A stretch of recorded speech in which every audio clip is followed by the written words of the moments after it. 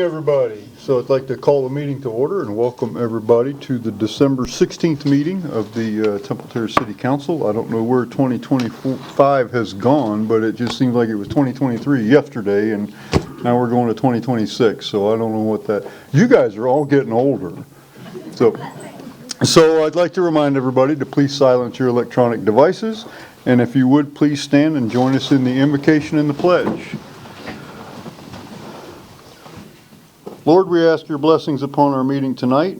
Grant us wisdom and patience as we work together for the common good of our city. We ask for peace throughout the world as we celebrate the holy seasons of Christmas and Hanukkah. Help us all work together to help those in need and remember those less fortunate than ourselves. Amen. I pledge allegiance to the flag of the United States of America and to the republic for which it stands, one nation, under God, indivisible, with liberty and justice for all. So those of you who are visiting us for the first time or who don't routinely visit us, we have a tradition here. We call it a tradition. It's fairly new. A couple years we've been doing this, whereby we begin each meeting with an interesting or we call it fun. Sometimes they're fun, sometimes they're not. But some type of interesting historical fact about our city or the region. And so tonight that duty falls to Councilmember Chambers.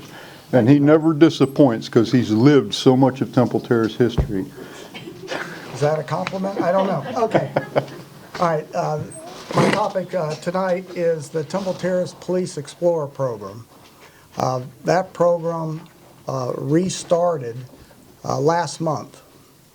This is the flyer that they had. They had an open house at the Public Works Building on the 20th of November, and that was very successful and got the program started.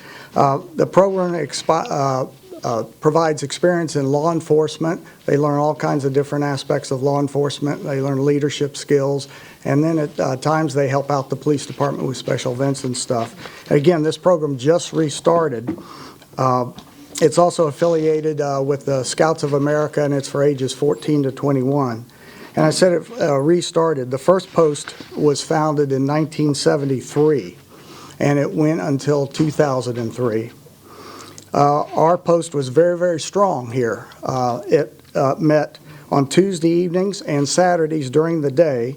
The Tuesday meetings took place at the former Abbey Apartments, which are now known as Southern Cove. The Saturday training was conducted at the police department. They competed in state and different competitions and won the state competition one time. Now they had advisors. Police department members were advisors to the post, and some of our advisors included currently Greg Pauley, still with us, Patty Stanton, and Michael Antonitis. And then we've had some of our cadets have gone on into careers in law enforcement. And one in our department that was Temple Terrace Police Officer Carl Avery Cooper.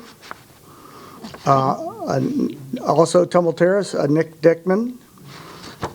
Chuck Philippi was a corporal with Temple Terrace. John Spalla was a sergeant with Temple Terrace. Ruth Kate became the assistant chief for Tampa Police Department. And our last notable cadet going into the police department, this is a picture of him in the police department as a cadet. And of course, currently, Chief Staley. So you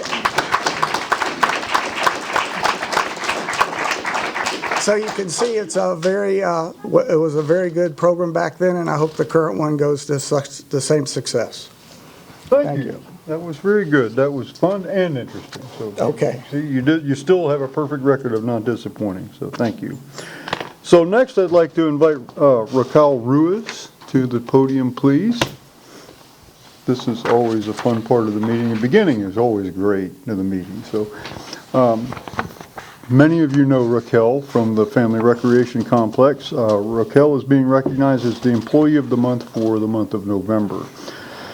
She's demonstrated exceptional dedication and leadership through the E-Track Migration Project, taking on responsibilities far beyond the scope of her customer service role. In addition to managing her regular duties, which include providing excellent customer service, supporting customer relations, and training team members at the front desk. Raquel also has naturally stepped into the role of the Parks and Recs Division System Liaison.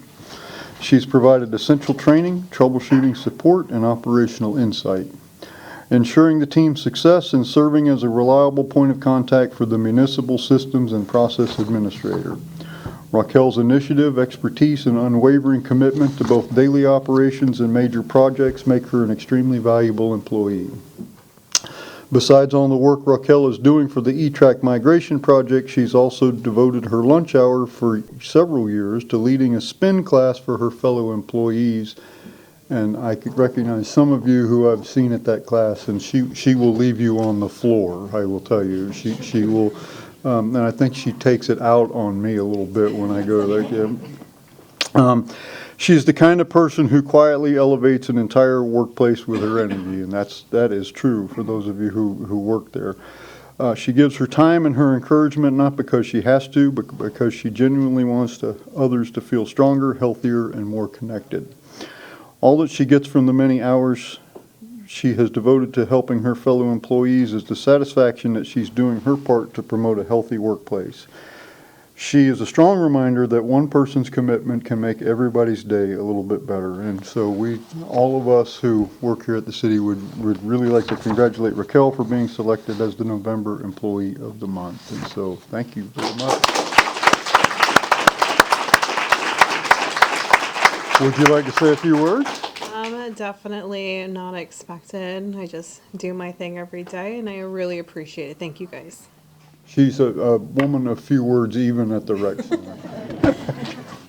Thank I don't know about at home, though. Is that true? You bet. Don't say a word. Don't say a word. You live with it.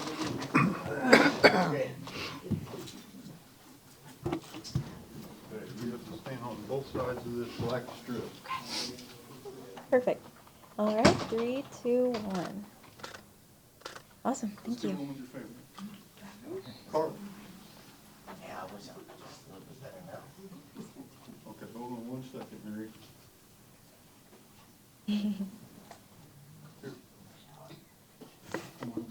Can we all scoot over just a little bit?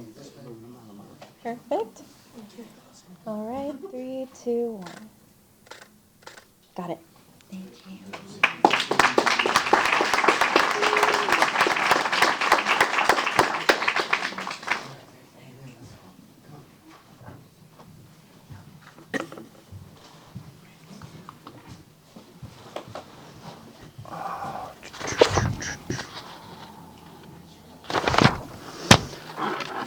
Council members, have everybody had an opportunity to review the minutes of our December 2nd meeting? And if so, is there a motion to approve?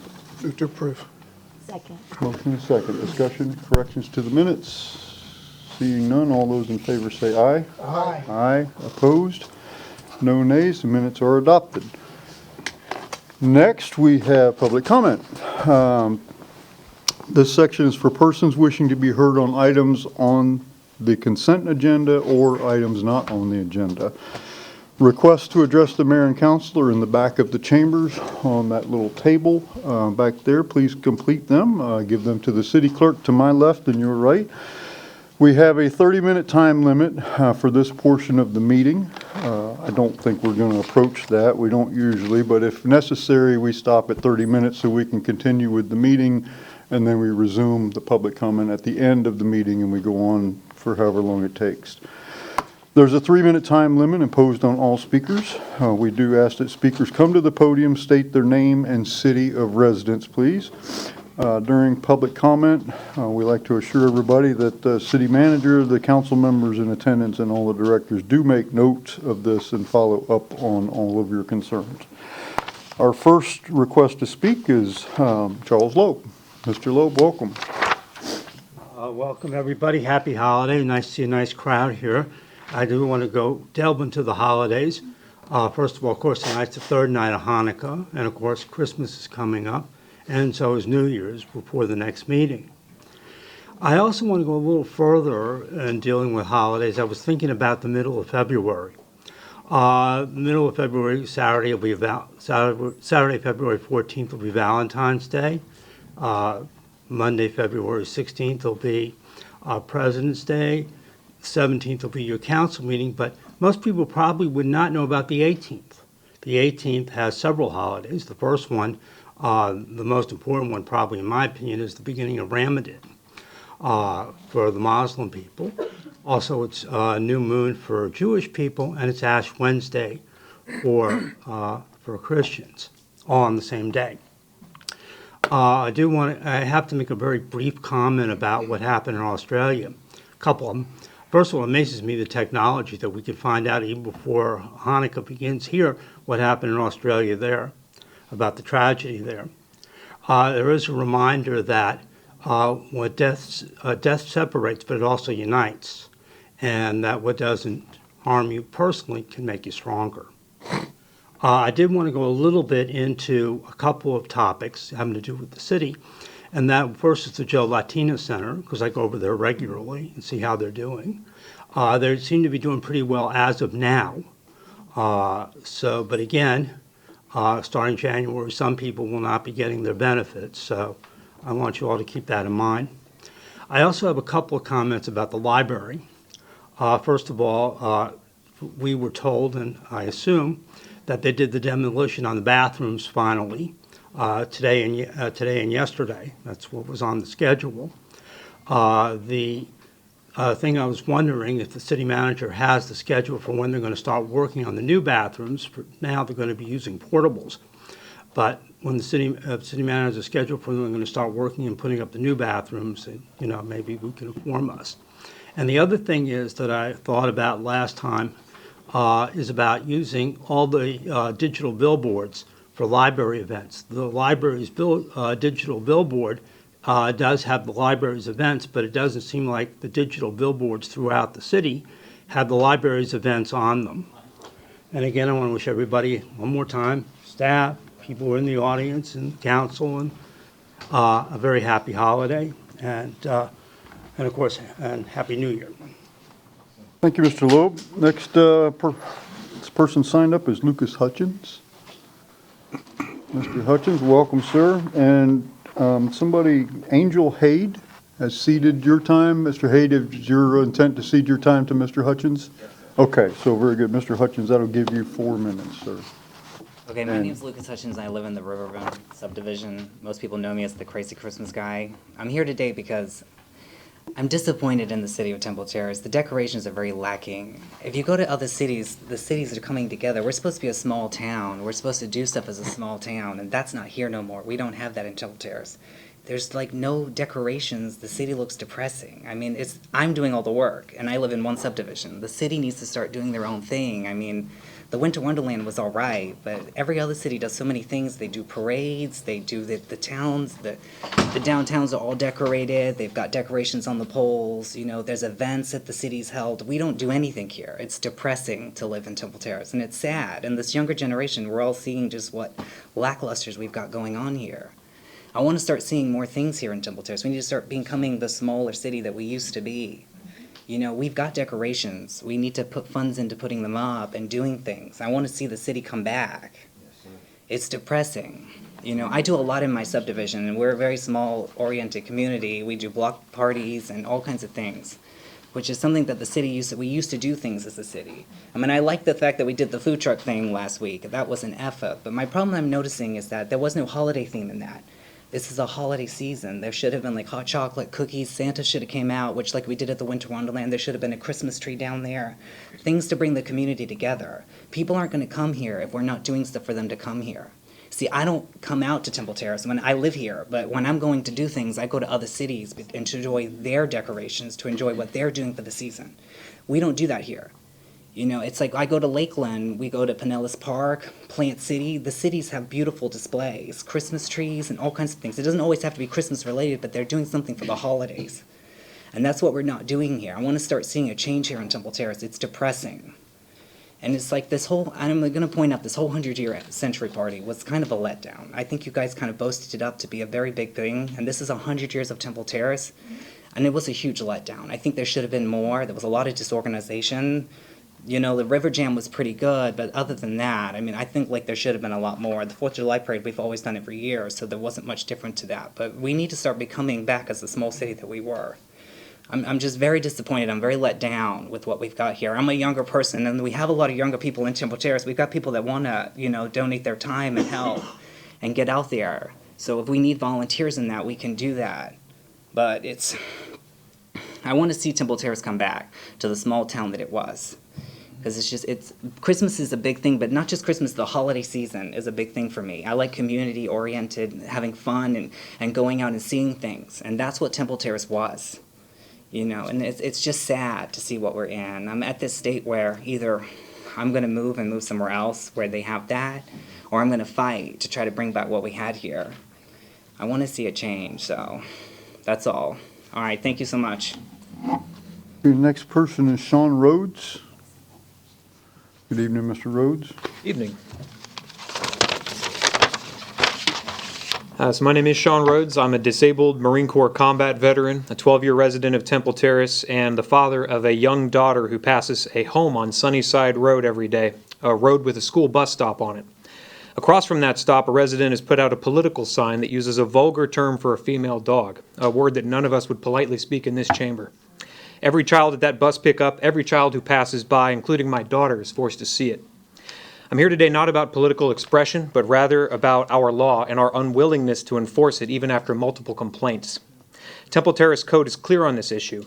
City Code 12-963 states that signs containing obscene, indecent, or immoral words are prohibited. And that signs harmful to the health, safety, and general welfare of the public are also prohibited. It's been brought to the attention of city code enforcement, yet this sign remains. And there's no ambiguity here. A profane word facing a school bus stop pickup is indecent and harmful to minors, yet this sign remains. Some might question whether this word is actually obscene. Florida Statute 847.001 has settled that for us, defining obscene language as anything that is patently offensive to prevailing adult standards with respect to what is suitable material for minors. If my child encountered this word in a school book, it would be removed from the school library. If she said it in a classroom setting, she would be disciplined, and rightly so. But on our public streets, directly across from a school bus stop, apparently, this sign can remain. Some might claim this is protected political speech, but the Supreme Court has already addressed this, especially as it pertains to anything visible to minors.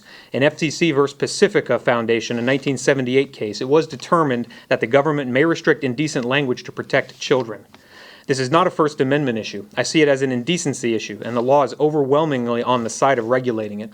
So the real question in my mind becomes, why hasn't it been addressed, and what kind of city do we want Temple Terrace to be? If this city council allows this sign to remain, despite violating city code, state law, and federal precedent, not to mention common decency, you are declaring that profanity openly visible to minors on our streets is acceptable, and that public indecency is something that we are willing to tolerate. The council doesn't want to be on the side of exposing minors to indecency in the name of politics. I urge the mayor and the honorable council here to direct code enforcement to enforce the ordinances that you've already passed and sworn to uphold and protect the children of this city. Thank you. Thank you, Mr. Rhodes. The next the next person signed up is Ken Tozier. Good evening, Mr. Tozier.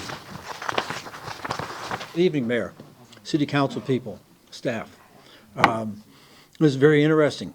Two interesting comments just prevailed.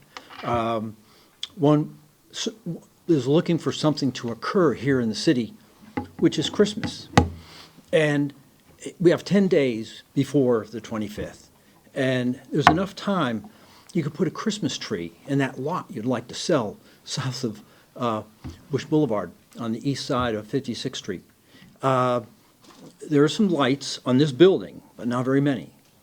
And as you drive up and down 56th Street, all you see are commercial. There's a lot of lights, but it's all commercial lights. And I am of the opinion that the city should step up and do something to enrich the people of the city of Temple Terrace. Thank you. Thank you, Mr. Tozier. Okay, order, folks. Okay, we have some more people that have come in. Next signed up is Kathleen, is it Wow? Whoa? Kathleen? Okay. Welcome. My name is Karen Waugh, like Linebaugh, and I hope you'll give me a minute. I couldn't get my printer to work, and so I'm having to work off my phone at the moment. Honorable members of Temple Terrace City Council, I thank you for this opportunity. I'm here as a 23-year resident, and before that, a 47-year holiday visitor prior to that, to this beautiful little city on the river. We've always treasured what we found in Temple Terrace. We've come here for the people as much as the climate, the tax-paying residents who love this city, and I have some very important questions for you. For the first time in memory, there are no holiday decorations on 56th Street in December. Thus far, this group has given no concrete explanation for that neglect.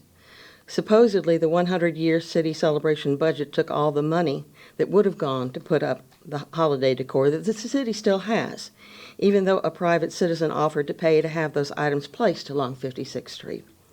I'm happy to confess to you that I'm a Christian, but you should know that my family and I do not celebrate Christmas as a religious holiday, but one of joy for children and happiness and kindness to all men, no matter what they consider the holiday to be. It is certainly right to mark 100 years of Temple Terrace, and we are glad that you did. But we, your voters, ask at what cost? To drop a celebration 10 times the age of this city seems at best a very poor decision on an event celebrated by this city longer than the 70 years of which I'm aware. As elected representatives, are you believably blind to the social media anger and quiet voter outrage over Temple Terrace's lack of holiday decor on 56th Street this season?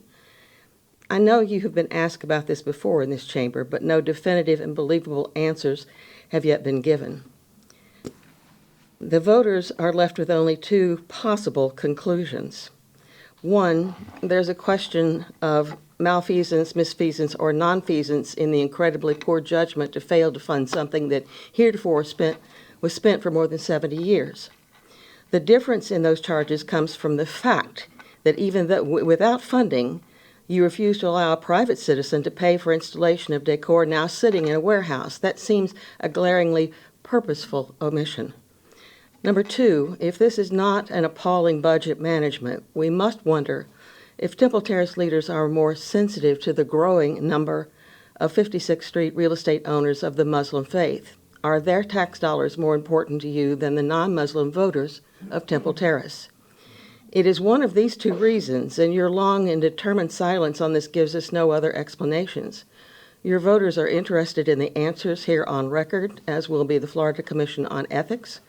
Unlike most every other city in this nation, why are there no holiday lights on 56th Street in 2025?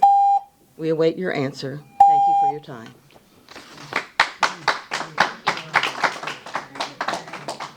Tara McDaniel? Well, hello again. I've been resident since, 1992. I went to Florida College, live on Courtney. So I also would like to ask kind of what happened? Where are the decorations? They used to be, the stem things on the poles. Those are gone. Are they missing? All of a sudden, when we made a comment, there was 2 or 4, maybe 6 little flags placed out. That's wonderful. And 2 wreaths here. That's great. The thing is you're missing the point of what it actually means. I went to Newport Richie's parade over the weekend. You wouldn't imagine the amount of people that were there. It brought in business. Do you know how much money that this gentleman brings in to our town? Have you even drove by to see the lines and lines and lines of people that go there? That's an expense for them. They're paying the electric bill, okay? So not only are you getting people exposed to him and that area, brings people to Temple Terrace. It brings money to Temple Terrace. You're missing the point. So it's not about decorations. So it's about this city doesn't seem to want to bring in anything that we've done in the past. Where is it? And I still haven't gotten an answer. I can get faces looking at me, but I get no answers. And we've still got no answers. You've got people that want to help. I can round up people quicker than you think I can. Him and I together could probably decorate the whole city. And we could probably get donations. I've got stuff I throw out all the time. I have a Buy Nothing group. I can advertise on there. No, we don't have to make it look cheesy, just a little bit. But another thing is, if you're not handling or not handling, I don't want to use that word.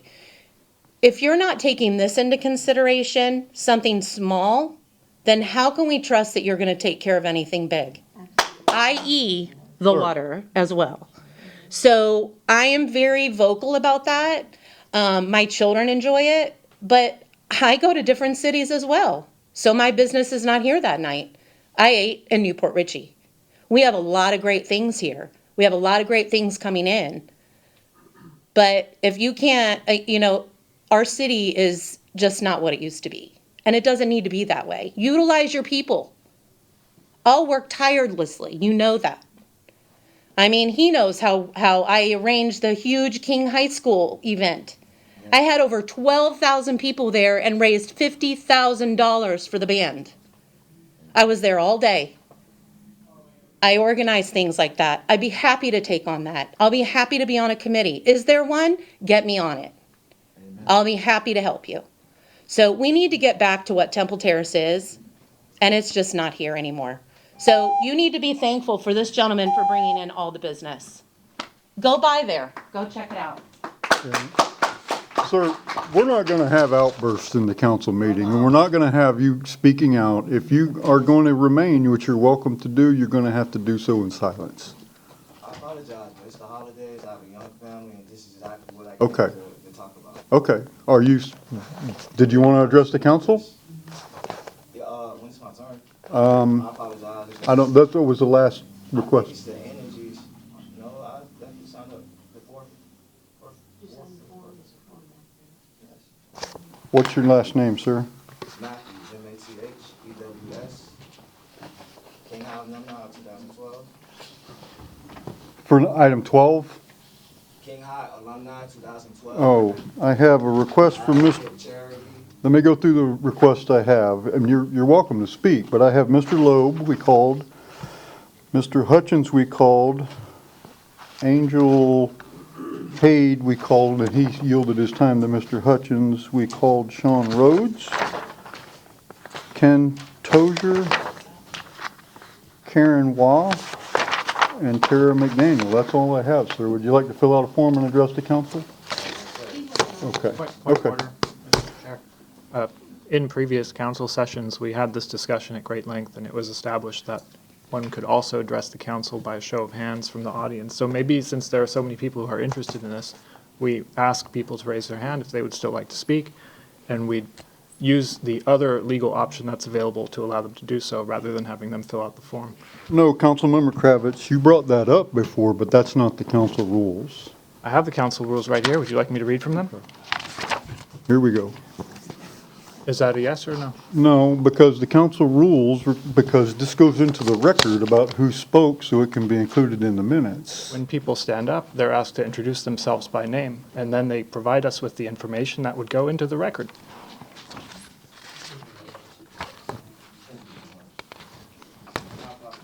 That's quite all right, sir. You are next. Well, actually, we have to clear the point of order. You can let him speak while I look for it, and then it will be more efficient, because right now I'm digging through these procedural rules. So if you'd like me to find it, it'll take me about 2 minutes, because I have to read them first and find what number it is. Mr. Matthews, you are welcome, and you are recognized to speak, sir.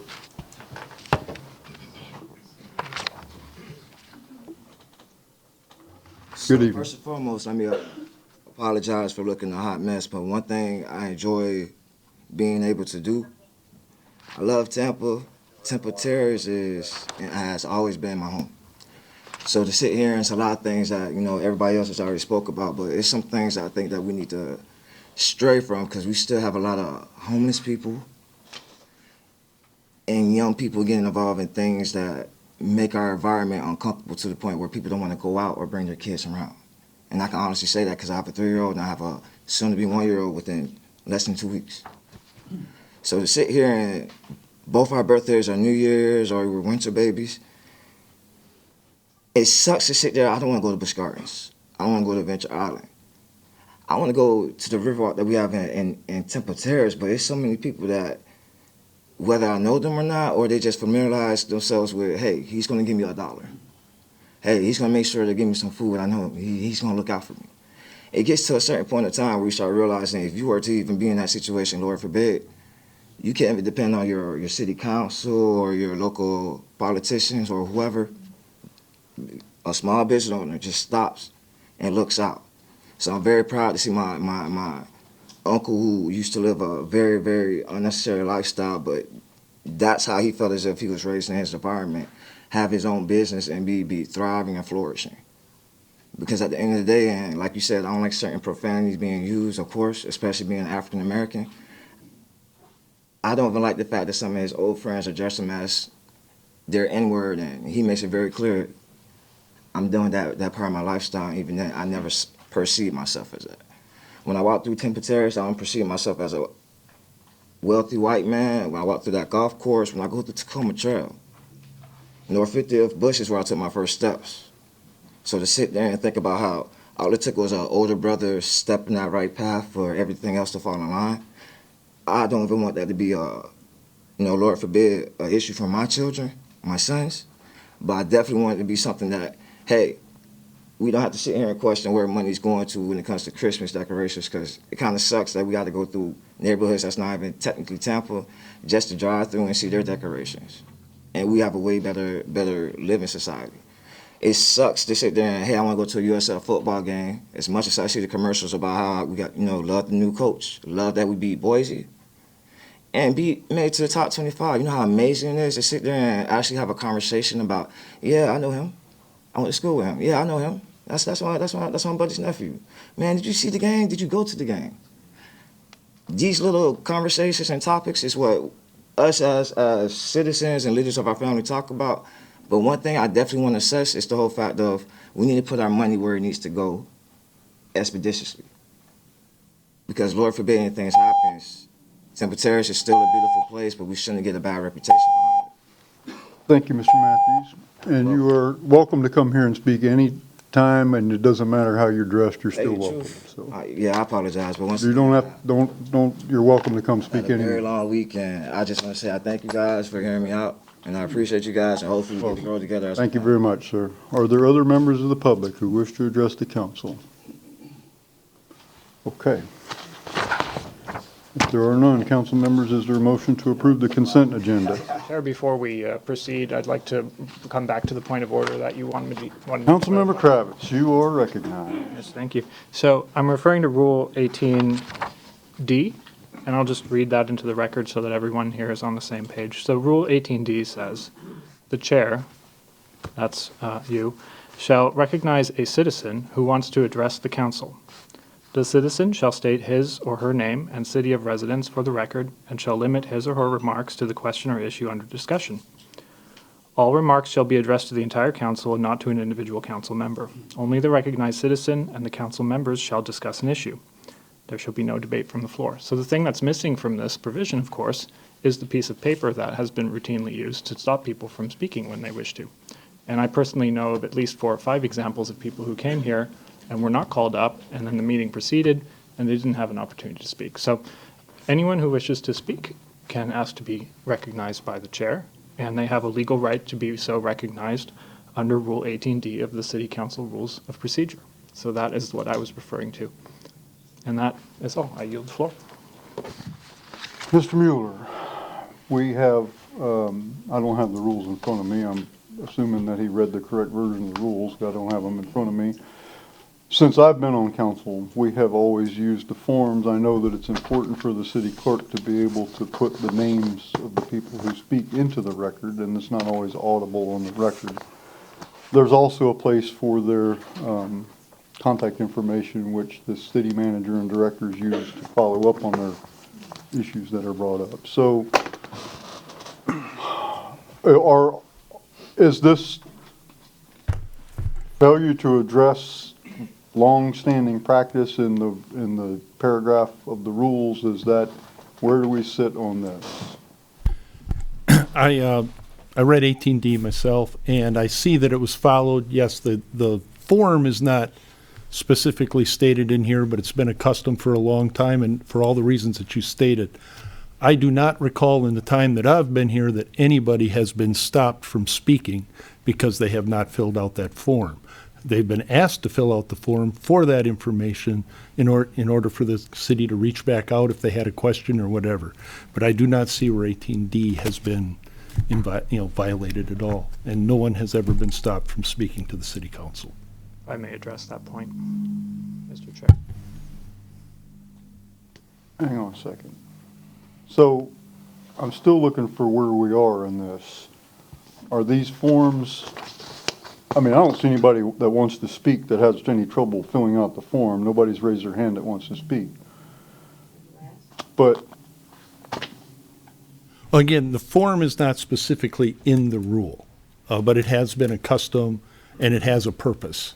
So, I mean, do I feel that we've had some sort of break in protocol or a break in the rules? No, I do not. I mean, people have always had the opportunity to speak, and that's what 18D speaks to. Councilmember Kravitz wants to debate this with you. Councilmember, you're recognized. I'm not looking to debate at all. In fact, it's not that people who wish to speak are prevented from doing so. As I mentioned earlier, it's that the meeting progresses too quickly, and they're not given an opportunity to ask to speak. So in the past, what has happened is people have come to express themselves on one or the other issue, and I have emails from constituents where they've told me this, and they weren't aware that they had to fill out the form, and I'm not able to necessarily anticipate everyone who wishes to come and speak and make sure that they have this information, and the city doesn't have anyone who disseminates this information either. So what happens in practical terms is people will come here with the intention of speaking. They won't be aware of the form. Then the meeting will proceed directly to the consent agenda, just as what was happening a minute ago. And they're not given a chance to raise their hand and ask to be recognized, which is what Rule 18D says should happen. So all I think we would need to do, because of course we don't want to prevent anyone from speaking, is we have to give people in the audience a brief opportunity to express the desire to speak, instead of relying exclusively on the forms that are filed with the city clerk that people need to know to pick up in the back if they want to go and speak. And so what we have right now is a situation where people who are coming in and becoming engaged don't know what the process is because the process is not in the rules, so they don't have anywhere to look to learn the process, and it's basically all closely held knowledge in this body, right? So it's a long-standing practice, but if you look online or if you look in the rules, you won't actually find evidence of this practice. You'd have to know by seeing other people do it. And people who are coming in here don't spend a lot of time in city council. They have jobs and they do other things, so they're not privy to all of these little nuances. So that is my point. It's not that we are preventing people from speaking, it's that we're not giving the opportunity to them to make it known that they have something to say. So that is the issue, and I yield the floor. Well, I feel compelled to answer some of that, because here's this comment that, as I introduced this section, this is what I read a few minutes ago. Persons wishing to be heard on items on the consent agenda or items not on the agenda. Requests to address the mayor and council are in the back of the chambers on that little table.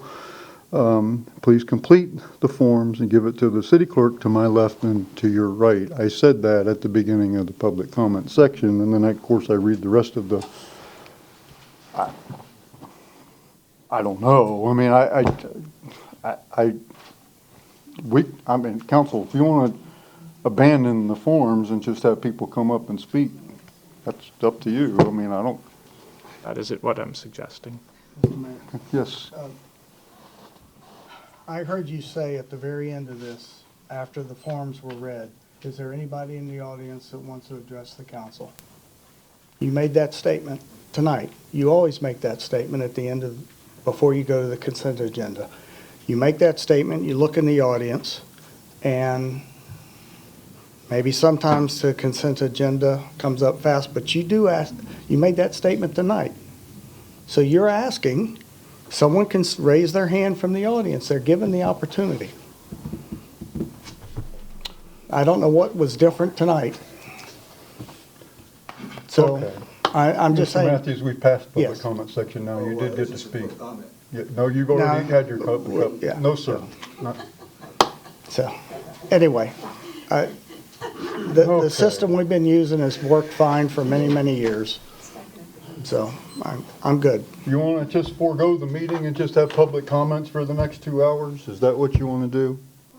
That's what a lot of the rest of the city does. Okay. Temple wise. This is more like property Mayor goes size. back on track. Is there a motion to approve the consent agenda? Move to approve the consent agenda. Second. Motion and a second. All those in favor say aye. Aye. Aye. Opposed? No nays. Consent agenda is adopted. Next, we have first reading and first public hearing of an ordinance amending the future land use of a parcel of land located south of Talina Lane, east of North 78th Street, north of Lake Island Drive, and west of Cedar Drive from residential 9 to residential 18, otherwise known as CPA-20-02. I will open the public hearing, and City Planner Joe Moreta will explain. And Unica Mills from the Planning Commission. Good evening. Good evening, Mayor, council members. Joe Moretta with City Planning. I'm going to introduce Unica Mills. She's an executive planning with the Planning Commission. She's going to make the presentation. They were the lead agency reviewing the comp plan amendment. We were reviewing the implementation piece, which if the comp plan amendment gets approved, then we'll deal with it through zoning, and I can provide some context to that after her presentation. So without any further ado, Unica. Good evening, Ms. Mills. Good evening, Unica Mills Planning Commission staff. I'm here to present TTCPA 20-02. The applicant is bringing this application forward after some time, though there has been some time since the case was last revisited. Staff did have another opportunity to do some site visits to see if conditions had changed, and the development pattern in the area was determined by staff to not have changed much in the area.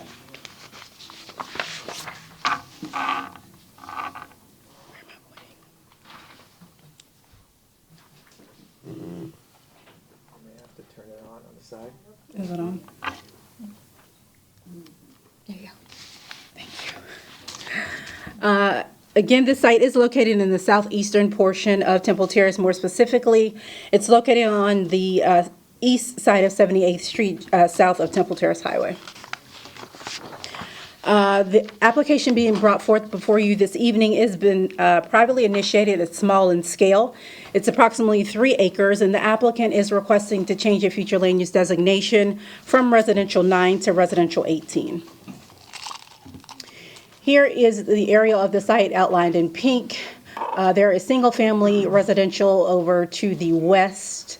There are condominiums to the south. There's an apartment complex over to the northeast. There is a single-family home just to the northwestern portion of the site. This is the site within its current state. Is a wooded area, not developed. The single-family residential subdivision that's just to the west along 78th Street. The condominiums located to the south are within the Meadowwood condominium subdivision. And here's what some of the typical condos look like in that subdivision. And here is that single-family home that I was speaking of that's just adjacent to the, along the northwestern, boundary of the subject site. Currently, the subject site has a future land use designation of a residential 9. Other future land use classifications in the immediate area include residential 18 to the south and east, additional residential 9 to the west. Residential 12 is adjacent to the north, and then the color red further north is designated commercial. Again, the applicant is requesting to change a future land use designation to residential 18. Currently, if the site were to be developed, it could potentially be developed up to 27 dwelling units.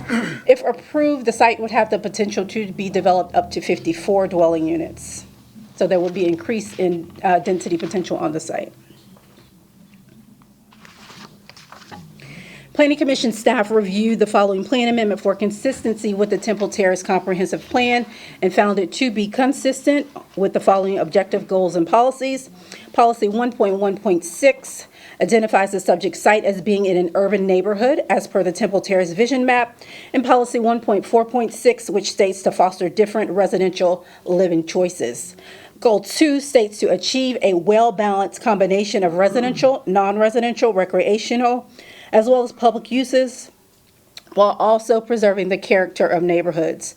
Objective 2.1 and policies 2.1.2 and 2.1.2 speak to maintaining an adequate land designated for residential and to provide a variety of residential uses. Objective 8.3, policies 8.3.1 and policy 8.3.7 speak to all new development and redevelopment having public facilities in place to serve it. Housing policy 1.2.6 encourages a variety of housing types to diversify yet maintain compatibility with single-family neighborhoods. And based on those considerations, Planning Commission staff recommends that TTCPA 2002 be found consistent with the goals, objectives, and policies of the Temple Terrace Comprehensive Plan, and I stand for any questions that you may have. Thank you, Ms. Mills. Prior to questions, we're going to a couple more steps and then so don't go too far. Mr. Morita? Thank you, Mayor. When we got this request, it was unusual in the fact that there had been a 5-year lapse. So we discussed this with the Planning Commission. They were unable to upgrade or update their application due to the fact that there had already been a vote taken by the Planning Commission on it. So what we did is we took a look at it from the perspective of trying to update it. We sent it back to the review agencies, the school, Heartline, to see what the status, if anything, had changed. The answer we got back from the school board, Heartline, was that essentially the same. The schools have capacity. Heartline was not at capacity at that point. They indicated a need for transit, and they're still indicating the same of that. In terms of the implementation of it, the property is zoned multifamily right now. The zoning district does not have a density in it, so the maximum density would be a function of the maximum the plan would allow. However, they would have to go through a site engineering plan, which at that point they would have to provide the proper stormwater attenuation, parking, drives, any type of improvements that are necessary through site engineering. So as that utilizes space to mitigate for that, then they would potentially lose density. There is one caveat in the zoning code. For some reason, for a townhome, the site has to be a 10-acre minimum. This is a 3-acre site, more or less. So for townhomes, they would need some type of other action that would either be a waiver or whatever appropriate. We did talk to the applicant if they were planning on rezoning, because we did a pre-application conference a while back for a planned development. They indicated at this time they did not have any firm plans in terms of if they wanted to rezone or not. So they're going to use the comp plan amendment to either configure a site plan for site engineering review if this is approved pursuant to the existing zoning, or they'll evaluate whether or not it would be in their interest to seek a rezoning for some type of planned development. So having said that, we reviewed the Planning Commission's finding. We reviewed the area. There's R18 on the south and to the east of it. We feel it's a compatible category that fits within the city's plan goals in terms of their infrastructure and services, and we do agree with the Planning Commission findings. I'm available for questions if you have any. Thank you, Mr. Morita. So is the applicant here and wishing to Yes, sir. make a presentation? Good. Welcome, sir. Good evening. Good evening. Thank you guys for taking the time. I wanted to thank the City of Temple Terrace and Hillsborough County staff for working with us and helping us through this process. I did have a presentation ready. We just need your name for Oh, sorry. My name is Terrace Elfala. I'm representing the applicant and the owners today. One of the owners is my dad. I'm a resident of Temple Terrace. I'm also a licensed engineer in Florida. But I had a presentation ready. Everything that I was going to say was already stated by the staff. So unless you guys have any questions for me, then I think we're good. Okay. Well, next step is we go to public comments, and then there may be questions from the council. So, okay, thank you very much. Are there members of the public who wish to comment on this? Chair, are we going to have an opportunity to ask questions? Yes, I just said that. I did just say After that. public comment? Yes, I did just say that, yes.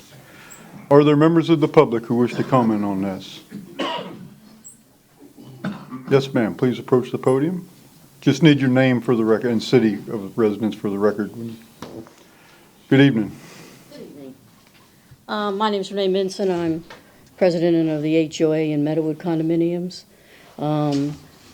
What type of, we're talking 3 acres, and we can tell you pretty much it's all wetland right now. And a lot of what they're planning is going to affect adjacent property of our condominium complex. So basically, what type of structures are we talking about? Are they putting an apartment building in?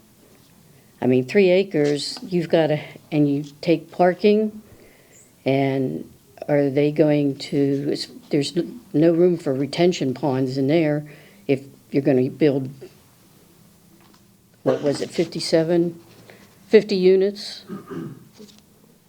54 units? Can they give us a little bit of what they truly are looking at? Because the stormwater drainage is an issue over in that area.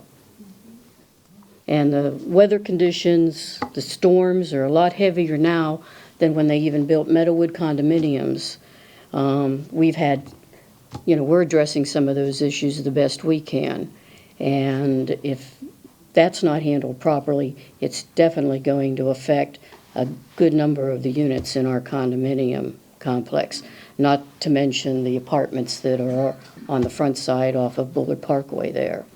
That's the units that are mostly going to be affected. So we get a little, I mean, there was a lot of numbers and whatever's read off, but it's like reading a Greek map to understand what he was saying. So could you do that in English? Sure.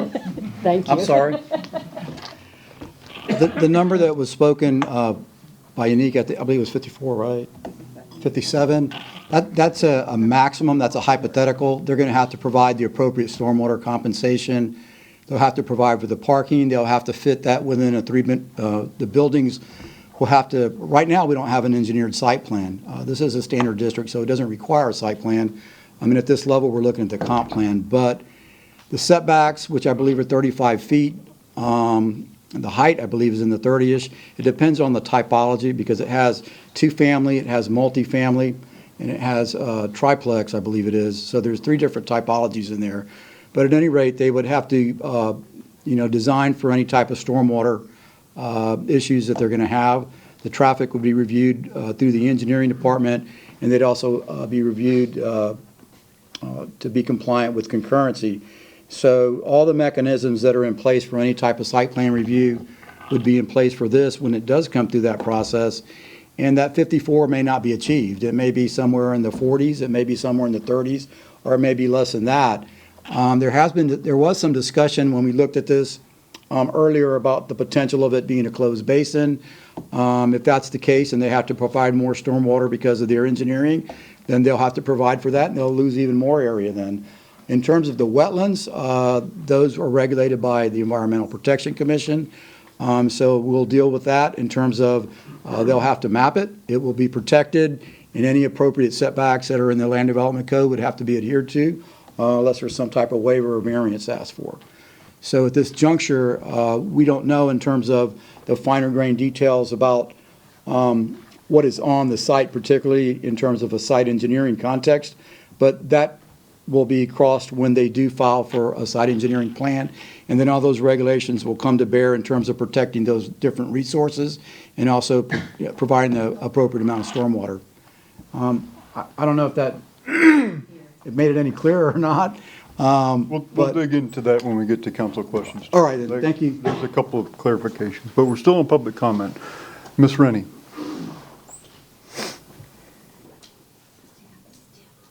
Good evening.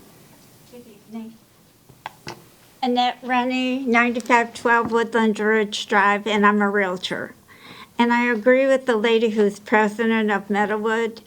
I had 3 units back there during the storms, and several of the units got flooded. We do not need any more buildings back there. the wetlands, the retention ponds flood, it's a bad idea. Just saying. Thank you. Thank you, Ms. Randy. Are there other members of the public who wish to comment on this item? Okay, council members, questions we have for Planning Commission, our staff, or the applicant? Are there questions? Vice Mayor Schistler. Yes, two things. Number one, I thought that was swamped back there, so I'm a little confused with it. But I have a question more for the city attorney and the city manager. Item 12C, would that not preclude this item tonight when that gets passed? No, that would be, 12C deals with plats.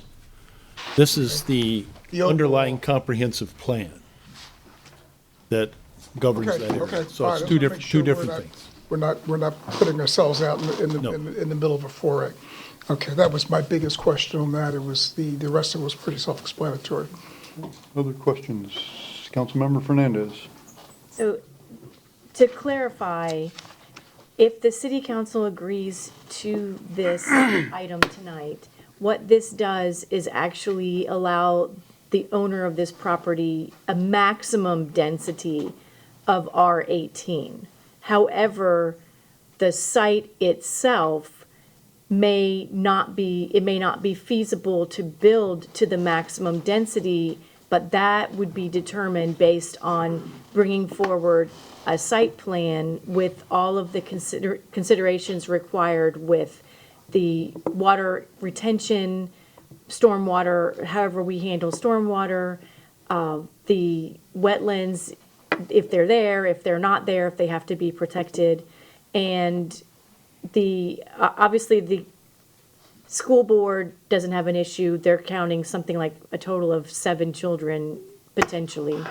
So all the schools that are under capacity, so that's not an issue. So is that what this action would do tonight?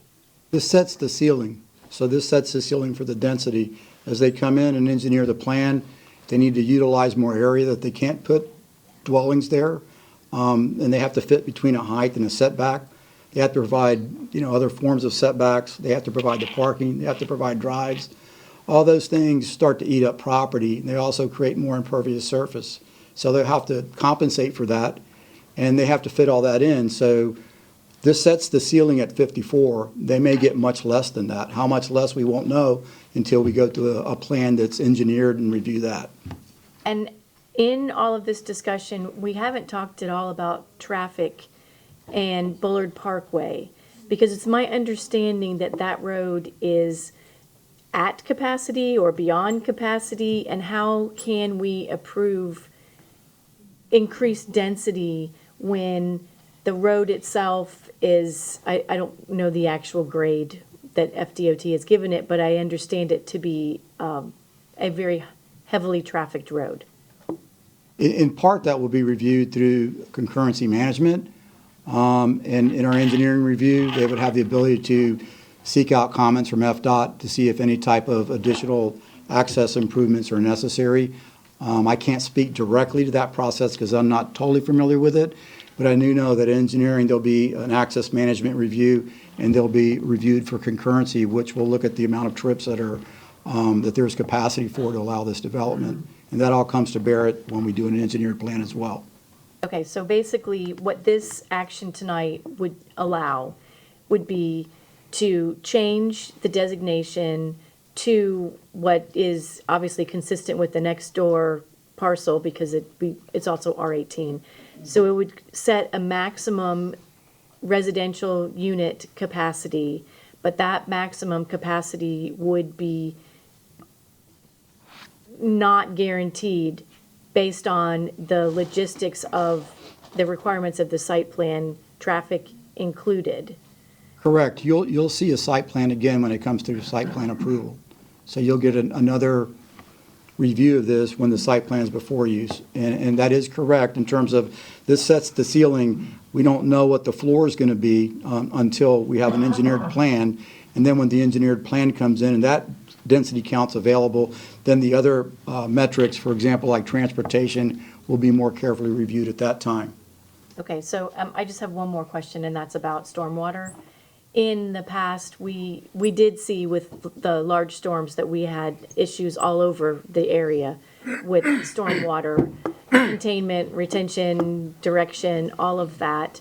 I know that we're not at that point yet, but this does not consider anything to do with the need for stormwater retention, correct? This is No, just. ma'am, that will be reviewed also at engineering. We've been put on notice that it may be a closed basin. We don't know that for sure. I know that we have a no wetlands letter, but that no wetlands letter is outdated, so they would have to, look into that again at site engineering. Again, all that will come to bear when they do an engineered plan. This is only, where it fits in the future long-range plan in terms of if, at a higher level of services are being planned for that, and if that land use is compatible in this area. And so what we're saying is that at a very high level, we feel like the 18 units is consistent with what's out there, with the typologies that are out there. And then beyond that, when it gets reviewed for site engineering and we can come in with finer grain detail and you get to take a look at that as well as other review agencies and other disciplines, then we'll have a better idea of how that number will fit and what the maximum number will be. Thank you. Thank you. Councilmember Kravitz. I have a question for you, Mr. Morita. Thank you very much. Thank you. I'm curious, apart from your institutional outreach going to the schools, did you solicit any feedback from residents in the area? No, I didn't solicit any feedback, only through the notice. I did get one email. I believe it was from an adjacent, it might have been from you, I'm not sure. It was me, sir. Okay. Yeah, it was from an adjacent apartment complex, and they were asking me what it was for. Explained that it was for the density increase, and the zoning was not changing. That's great. In the photos, I noticed that there was a Hillsborough County sign out there. I didn't see a Temple Terrace sign out there, and I'm just curious, for the sake of consistency, my understanding is that this process began 5 years ago, which is a little, as you pointed out, unusual. And based on our statutes, would it not be required for the notice to be continuously posted for all 5 years? I don't believe so. The notice would have met the requirements from, when you back it up from the hearing. I mean, it's highly unlikely that, if it did, that any type of signage would have sustained 5 years. But the property was noticed in accordance with the appropriate timeframes and the appropriate signage, so forth. Okay. And I don't have any questions for you, but I do have a couple of questions for the developer's representative. I don't know. Thank you. Any other questions from anybody? No? Thank you very much for answering my questions. I appreciate it. Thank you. First of all, thank you for building in Temple Terrace. That's great. Appreciate it. And I just have a couple of simple questions. First one being, are you planning for your future development? I know, you never know what's going to happen. Any landscape buffers to the west so that the single-family homes in that area have a little bit of a barrier? Yeah, of course we'd have certain setbacks that are required through the zoning designation. I believe they might be 35. I'm not sure exactly what they are, but we would always comply with any engineering design standards within the land development code. Sorry, I understand that the setback would obviously have to be obeyed. Oh, landscape buffers. What I was asking about is if you would be planning any landscaping at this stage in your process. For example, nice trees or maybe a fence or something appealing like that. Yeah, we don't have any plans as of now, but we are open to any suggestions, but currently we don't have any plans. Okay, thanks for answering that. And my only other question is, why did you delay for 5 years? I'm curious. That's a great question. I think there was just some internal, I wasn't a part of the project when it was filed 5 years ago, but I think there was some, differences on what we wanted to do in the future in terms of development. And so when it was submitted, it went through the Planning Commission at Hillsborough County, and then I'm not sure what the disconnect was between the Hillsborough County Planning Commission and then forwarding it to the City Council of Temple Terrace, but it just never happened. And I think there was just something on our end that we didn't either we didn't forward it along to the City Council, but there wasn't any major roadblocks that we discovered, and we decided to intentionally stop the project. But My dad is here. He was the one who filed it initially, but I think it was just the lack of like, okay, what should we do next? And we didn't take that step. If Joe has any further information on it, he's welcome to speak, but. No, that's okay.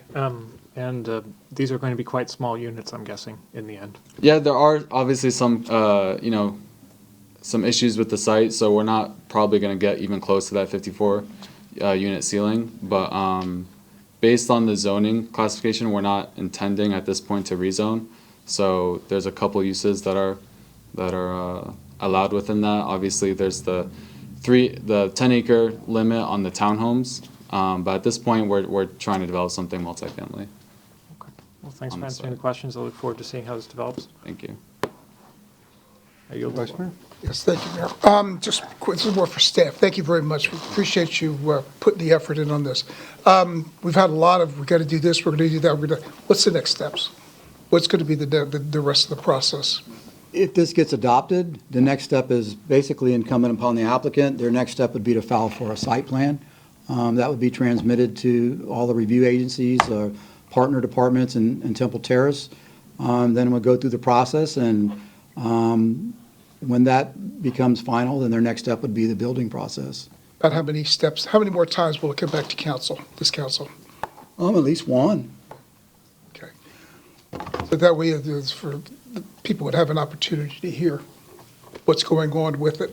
People have an opportunity, I'm sorry, people have an opportunity to hear what's going on and how the development is progressing. Thank you. Thank you.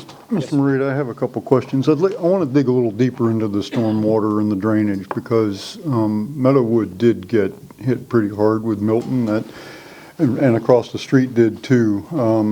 The water there flows down and kind of bowls up around the new VA hospital, but that's an area that's kind of challenged with this. And so I know some of this from being on council, but I'm not sure that some of this has come out for the public's edification. And so I want to walk through some of this. So right now, just put it in simple layman's terms, we have 3 acres of pervious surface. So when it rains on all 3 acres, and all 3 acres have the ability to form puddles, and it perks, and we got full 3 acres of natural water mitigation.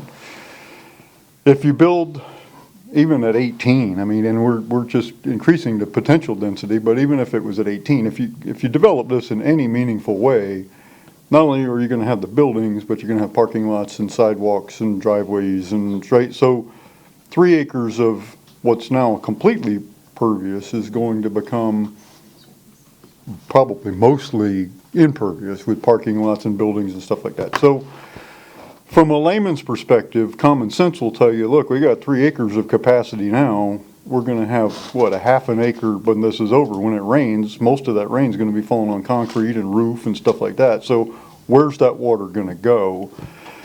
And so can you dig into that a little bit? Because I know that there's calculations for this, and all of that water has to be accounted for according to engineering standards.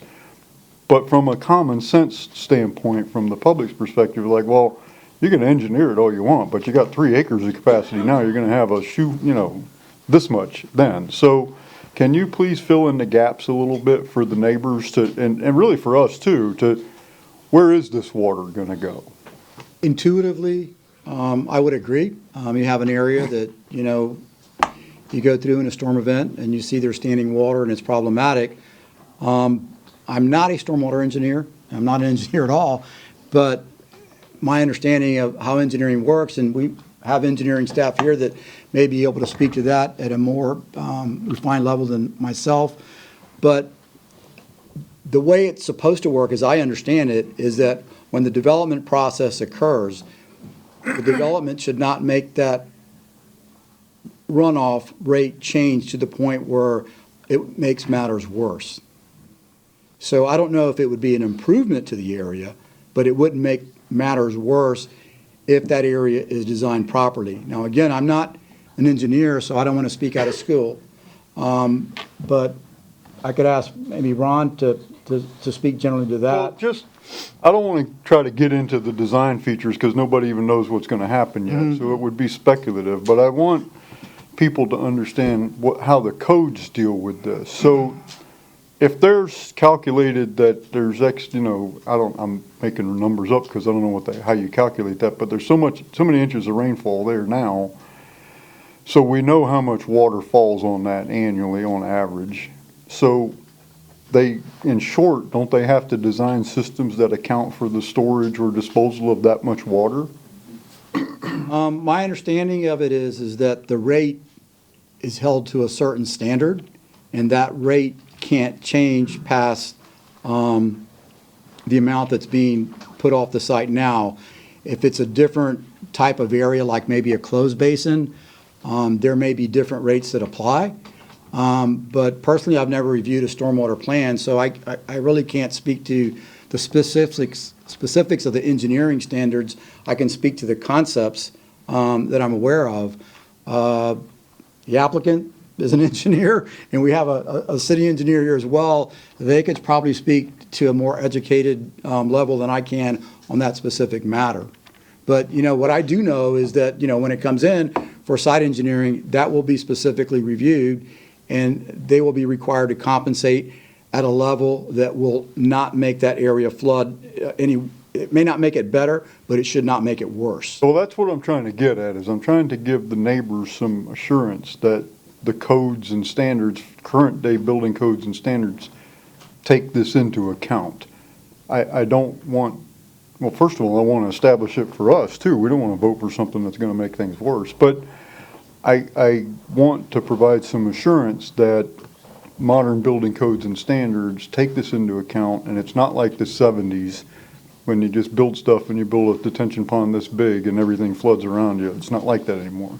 No, it's not like that. And again, I can't speak to the specific details, but every plan that comes before you, whether it's this one or any other plan that you've reviewed previously or you will review in the future, when the staff says that it's been reviewed for stormwater and meets that standard,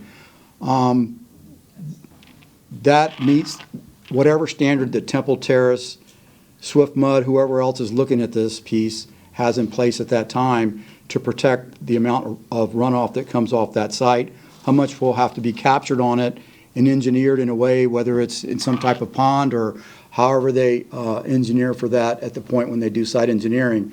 So I can't speak to the specific runoff rates, but there are standards that have been adopted by state and local regulatory agencies, and they'll have to meet that standard. I can't tell you specifically what that runoff standard is, however. We can get that more specifically for you if you'd like us to bring that back. Well, it'll be coming back when we get to site plan anyway, so, okay. I'm sorry I couldn't give a more specific answer than that, but any other questions or anything? Other questions for anybody before I give yes, Councilmember Kravitz. Question to the city attorney. Would it be illegal or arbitrary for us to move this forward, but then with the proviso attached that the current statutory stormwater requirements are exceeded by, say, 10 or 20%, something along those lines? I'm not very comfortable with that. Again, we're here on the comp plan amendment, which is changing the underlying, the maximum density for that property. We're not into that aspect yet. We don't know what they're going to design. I do want to, perhaps to help with this question, Mr. Moreta, if I could ask you a quick question, is that okay, Mayor? Sure. The applicant, they have to, when it comes time to actually develop the property, because this isn't giving them the okay to develop the property, it's just saying, how dense, how many units they can have there. But when they do develop it, they're going to have to account for all that stormwater on the property, correct? They're not, and they can't let it detrimentally affect any neighboring properties. They have to either have a vault or some sort of retention pond. In other words, that water has to stay on that property. Or they'll have to create less impervious surface. It may need to go up as opposed to out. There's different ways that they can deal with that, to help that design. At the end of the day, it's just a matter of how much are you going to cover and how much you're going to compensate. Right. So, yes, Councilmember Kravitz, therefore, I think it would be not appropriate at this point to be addressing the stormwater. This is strictly a comp plan amendment, the future land use map that we're dealing with. Those types of issues would be accounted for when they begin development and bring in their plans. Thank you for the answer. Thank you, Mr. Morita. I Thank would you. like to give the applicant an opportunity for the last word. If you want to say anything, you get the last word. Don't have to, but Yeah, I would just reiterate that at this point, we're not sure what we wanted to build at this point, but we're definitely going to comply with any engineering standards within the Temple Terrace Land Development Code, and we're completely aware of all the concerns on the site relating to, capacity, retention, and such. So it's, it's our issue as well, and we'll figure it out. And whenever we come back for final site plan review, we can have these discussions, and we'll work with staff to get to something that works. very good. Thank you very much, sir. Okay, council, I will close the public hearing and ask the clerk to read the title of the ordinance. I was going to, I'm sorry, Mayor Ross. We do have another reading coming up. There's going to be 2, so we'll be back in January. What we can do is look into that the stormwater question and maybe get more refined information on that to provide at that reading if it helps. Okay. Unless you're comfortable, but we can do that before the next reading, I believe. Okay. Thank you. Ma'am, I'm sorry, public comment is past effect. We closed the public hearing. So, Madam Clerk, would you please read the title of the ordinance? An ordinance of the City of Temple Terrace, Florida, amending the Imagine 2040 Temple Terrace Comprehensive Plan, future land use map for a parcel of land located south of Talena Lane, east of North 78th Street, north of Lake Isle Drive, and west of Cedar Drive, consisting of approximately 3.0 plus or minus acres by changing the future land use designation on said property from residential 9 to residential 18 for CPA 20-02, providing for amendment of the official future land use map of the city, providing severability, an effective date, and repealing all ordinances or parts of ordinances in conflict herewith. Thank you, Madam Clerk. Council, is there a motion? Move to approve a first reading of public hearing of ordinance amending the future land use of parcel located south of Talena Lane, east of North 78th Street, residential 9 to residential 18, CPA 2002. Motion and second. Discussion of the motion. I have a comment that I'd like to make. Vice Mayor. Yes, thank you, Mayor. Again, just for the public, that's why I asked the question, what's going to be the next step? What's going to be the next process? Just doing today doesn't mean they can go out and start digging holes and building. And they're aware of it. They've been working on this for about 5 years.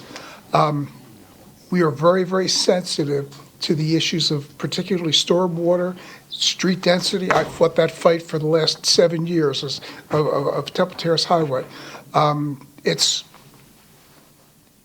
Our staff is very diligent in putting together the restrictions or conditions or whatever needs to happen. Let's wait and see what comes out, because they don't even know what they're going to build yet, or at least it's not shared here. So this is just the first step.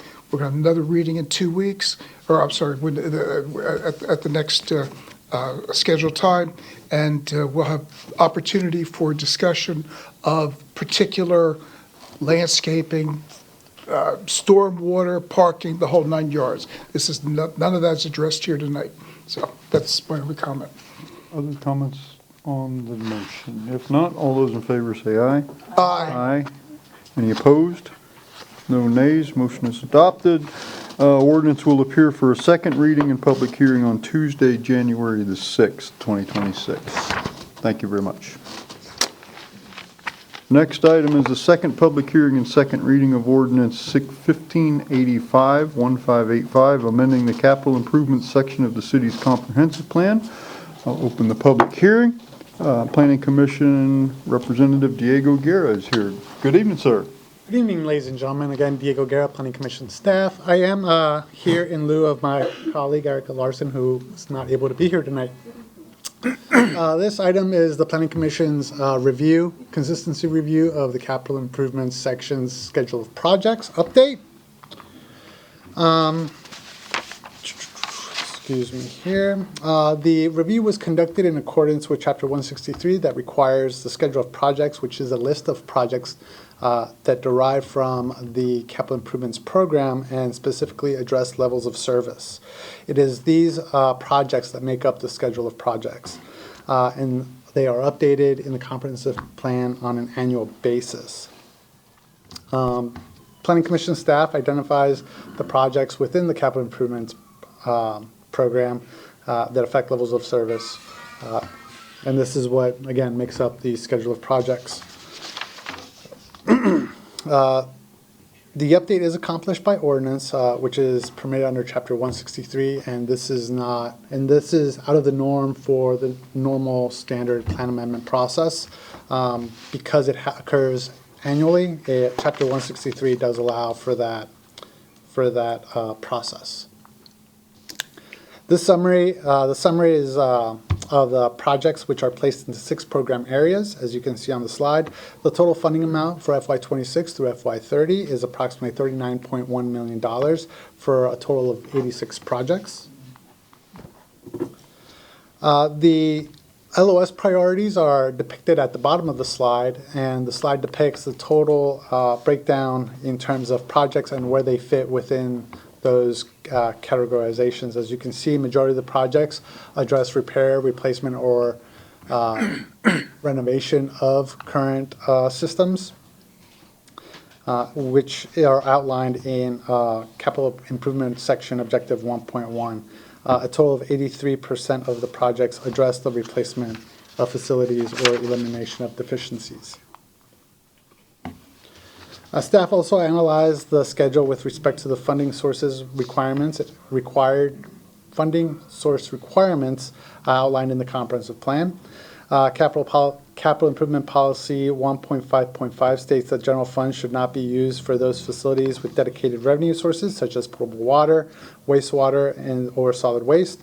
After review of the general fund expenditures, staff found that none of these types of projects relied on those funds.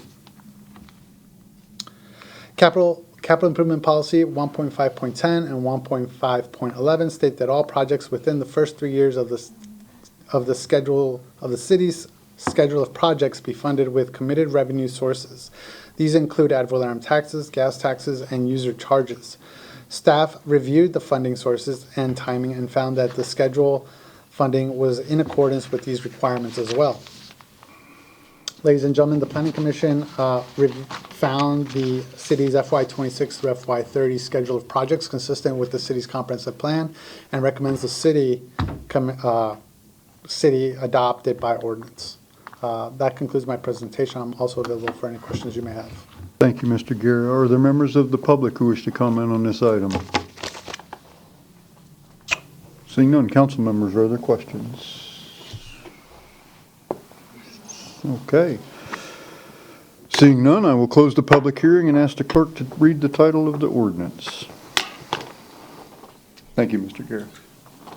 An ordinance of the City of Temple Terrace, Florida, providing for the annual modification and update to the capital improvements section of the 2040 Comprehensive Plan for the City of Temple Terrace, pursuant to Chapter 163 Florida statutes, by modifying and updating the 5-year capital improvement schedule of projects for fiscal years 2025 to 26 through 2029 to 30, and incorporating the 10-year long-term improvements for the multi-model transportation district for 2026 to 2035 into the schedule of projects, which incorporates by reference per the comprehensive plan cap policy 1.5.13 Hillsborough County Transportation Planning Organizations, TPO, Transportation Improvement Program, TIP, Hillsborough Area Regional Transit Development Plan, HARTS, TDP, and Hillsborough County Public Schools Facilities Work Program, providing for severability, providing for correction of typographical errors, repealing all ordinances or parts of ordinances in conflict herewith, providing for codification, providing for an effective date. Thank you, Madam Clerk. Council, is there a motion? Yes. Move to approve the second reading of ordinance 1585, amending the capital improvement sections of the city's comprehensive plan. Second. Very good. A motion and a second. Discussion of the motion. Councilmember Fernandez. I just want to clarify, because it was read into the record as transportation planning, which it's not the TPO, it's the MPO, the Metropolitan Planning Organization. No, it's a TPO, it's a I'm transportation. looking right here on my, He's chair. it says It's MPO. probably some confusion because it changed their name about 3 years ago. That's Okay. probably why it's, It says on mine, Hillsborough County Metropolitan Planning Organization, MPO, Transportation Improvement Program, TIP. yeah. But anyway, we said TPO instead of, so I'm just saying that. But my other comment is that, just for anybody watching, understand that our long-term capital improvement projects do get updated every year based on the needs and what the community needs and what our infrastructure might need. So this is a plan, but it can change and it can be updated throughout the year and each year as the city's needs change. Thank you, Councilmember. Other discussion of the motion? Seeing none, all those in favor say aye. Aye. Opposed? No nays. The ordinance is adopted on second reading. Thank you. Next is the second public hearing and second reading of ordinance 1586, amending sections 12-357, final plat RAN review, and 12-354, preliminary plat RAN review of the Land Development Code. I will open the public hearing, and our esteemed senior planner, Alyssa Livingstone, is here to explain. Good evening, Mayor and council members. I'm Alyssa Livingstone, Senior Planner. This is a second public hearing and reading for proposed text amendments to our Land Development Code that ensures full compliance with a recent mandate from the Florida statutes, specifically Section 177.071. The Hillsborough County City County Planning Commission approved these text amendments on Monday, December 8th, 2025. The overall intent of this legislative update is to streamline plat approvals. Section 177.071 of the Florida statutes now requires all municipalities to designate an administrative official to approve final plats and replats. To comply with this state mandate and streamline our development review process, we recommend designating the city manager for this administrative function. Implementing this change requires amending Section 12357. Additionally, the city is proposing to make corresponding adjustments to Section 12354, which governs preliminary plat reviews. This action ensures the preliminary plat review process aligns with the new legislative requirements for final plat approvals, creating a cohesive development review process. Currently, in Section 12357, subsection C, after the DRC review is complete, the city engineer confirms completeness and compliance, and then the plat is sent to the city council for final sign-off. In Section 12357, subsection D, following final approval by city council, the city engineer coordinates the recording of the plat. The updated text dictates that the plat be forwarded to the city manager for final approval instead of the city council. This change recognizes that plat approval is primarily an administrative action and removes it from the city council's legislative agenda.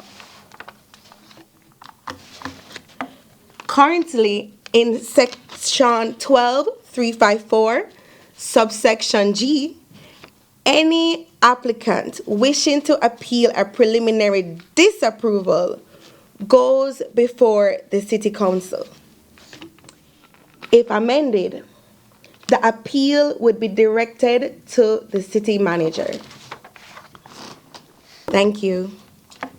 Thank you, Ms. Livingstone. Are there members of the public who wish to comment on this item? Seeing none, council member questions? Okay, if there are no questions, I'll close the Oh, Councilmember Kravitz.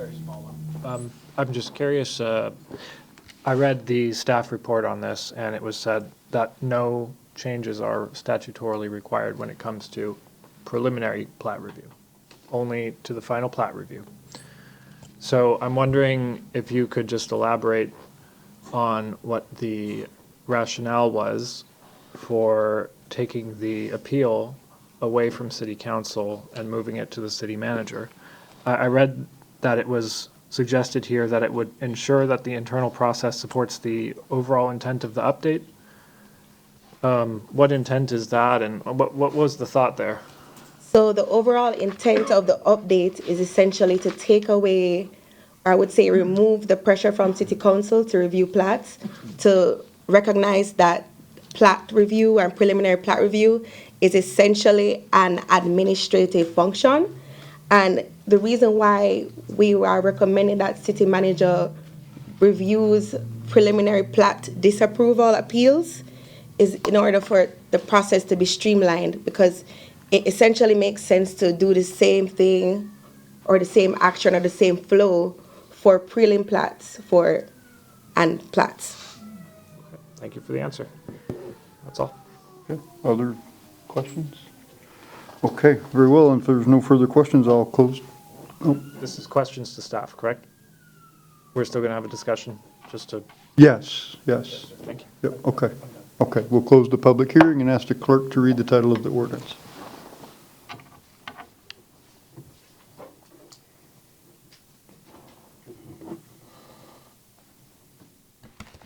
An ordinance of the City of Temple Terrace, Florida, amending sections 12-357 and 12-354 of the City Code of Ordinances, designating the city manager as the administrative authority for final plat review, designating the city manager as the arbiter of appeals for preliminary plat review, providing for severability, providing for correction of typographical errors, repealing all ordinances or parts of ordinances in conflict herewith, providing for codification, providing for an effective date.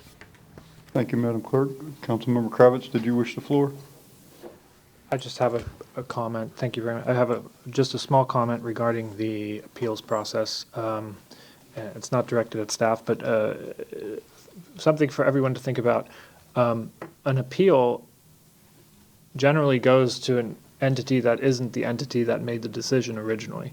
So when you go to appeal, you want to have someone new looking at your case. You don't want to have the same body looking at your case again, especially if you've just been rejected. You went through the trouble of going to the city, you went through your process, you didn't get what you wanted, and then you want someone else to look at it.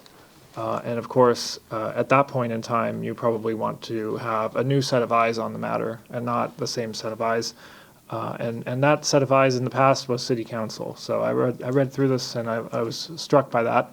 And I think it's better if we send appeals to someone or some body that is not the body that originally rejected the application.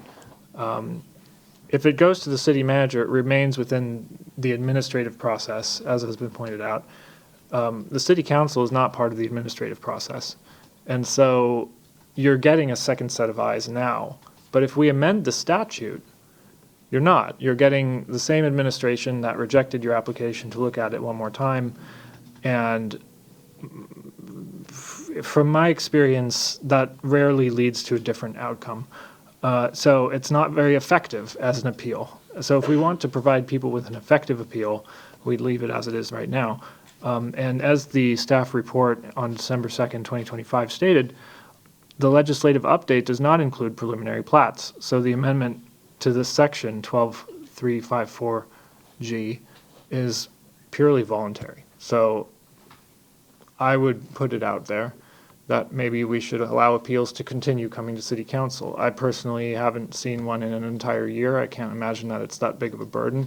It doesn't seem that it happens very often at all. So I'd invite anyone else to share their thoughts on this topic. Mr. Mueller or Mr. Pauly or Ms. I'm not sure who should answer this, but. Okay, you haven't heard the question yet. So check my understanding, because I read this a little differently, but the point raised is a valid point. I agree. I'm not crazy about this change in statute, but the law now requires that the city manager be the decider on final plats, if I'm correct in that. Doesn't do that for preliminary plats. So we could potentially, I think, if I'm understanding this correctly, you could appeal the preliminary decision to the city council, but you couldn't appeal the final decision anyway. Am I correct, or am I misunderstanding what I'm reading? Let me back up just a little bit and kind Okay. of walk everyone through that process, because I Okay. think there's some misinformation. Okay. Starting with preliminary plats. Preliminary plats are reviewed by DRC, not the city manager. Preliminary plats are processed as part of the application for the site plan and site engineering construction work. City manager never sees that. In most cases, all preliminary plats are addressed through comments from our staff, including our planners, our engineers, and other participants on the DRC. To my knowledge, I'm not aware of ever denying a preliminary plat to the point that it could not be resolved through addressing DRC comments. So to speak to the previous comment, you're not going back to the same person. If you were denied, and it would have to be kind of a hard stop scenario that could not be remedied through a developer addressing comments. If you were disapproved at the DRC level, then that appeal would then go to the city manager. It sets the city manager as the arbiter for those appeals. Once that application comes full cycle and works its all the way to final plat approval, which is the next stage, then that then goes through, primarily through our city engineer's office, and it is reviewed through third-party surveyors. It is once again reviewed by DRC, and the city engineer takes more of a very active role in that process. And when he declares it ready to move forward, it comes back to my department. It will be packaged and then delivered to the city manager for final approval. So to answer the earlier question, it's not the same person that either approved or disapproved the preliminary that would hear the appeal. It's a completely different person. It's the first part is done through the body of the DRC. The second part is done through the city manager's office. And for clarity, the statute does not require the city manager, but it does require an administrative authority. It's up to this body to designate who that authority is. Councilmember Kravitz, you want to follow up on that? Or? Yeah, I agree with your statement at the conclusion there, as long as you're referring to the final platting. But you're not referring to the preliminary platting, are you? Okay, again, the preliminary plat is processed by the DRC. City manager does not see the preliminary plat at that point. If it is disapproved, the developer has the opportunity to appeal that to the city manager as the arbiter of that DRC decision. So again, I know it's a little bit of apples and oranges getting mixed up here, but it's really two different processes. I really think we're still talking about two completely different things. And if I failed to express myself well, I do apologize. But the point I'm making is you stated we have to designate an administrative officer to handle the platting. But the statute, and this is not only supported by the statute itself, which I read, but also by the staff report on December 2nd, that refers not to preliminary plats. It says here, the update does not include preliminary plats. The amendment to section will ensure that the internal process supports the overall intent of the update. So I agree with you about appointing an administrative officer, no problem.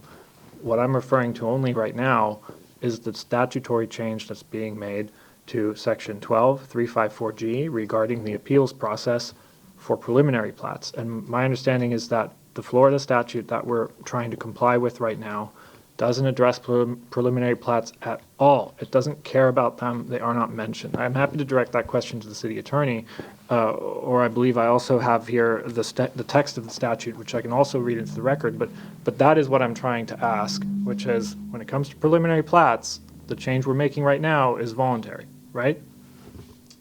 It is strongly recommended because we believe that the intent of the statute update was to remove the elected officials from the process. And that's what our recommendation is based upon. Okay, but then if they had wanted to remove the elected officials from the process, why didn't they just remove them from the process instead of only removing them from the final plat process? They had that option when they passed this law. I can't speak to how it was drafted in that fashion. I can tell you that not every municipality or organization utilizes preliminary plats. Temple Terrace happens to utilize preliminary plats. Right. Another way of looking at this, though, is that in the statute that they just passed, they specifically addressed final plats, but they didn't address preliminary plats. And you could conclude from that, then the statute didn't want to address preliminary plats. They wanted to give people the old way of appealing, right? They didn't want to mess with that. So that's another way of reading it. That's always the trouble with statutory interpretations. You could go either way, right? So, but what we're doing right now, just to be clear, we're taking from City Council something that City Council has right now. We're giving it to someone else, and we're doing that on our own volition. There's no one forcing us to do this, correct? Again, it's a very strong recommendation. From staff? Yes. Yeah. So, again, I think, to your point, it's another person. Yeah, I didn't say it wasn't a different person. I said it's the same administrative structure, right? Like you're in the city admin with your appeal. You stay in the city admin with your appeal.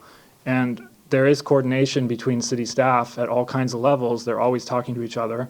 They're always coordinating. And I can almost guarantee that the city manager is going to know that this is coming down the pipeline. And so you're not getting a completely fresh set of eyes.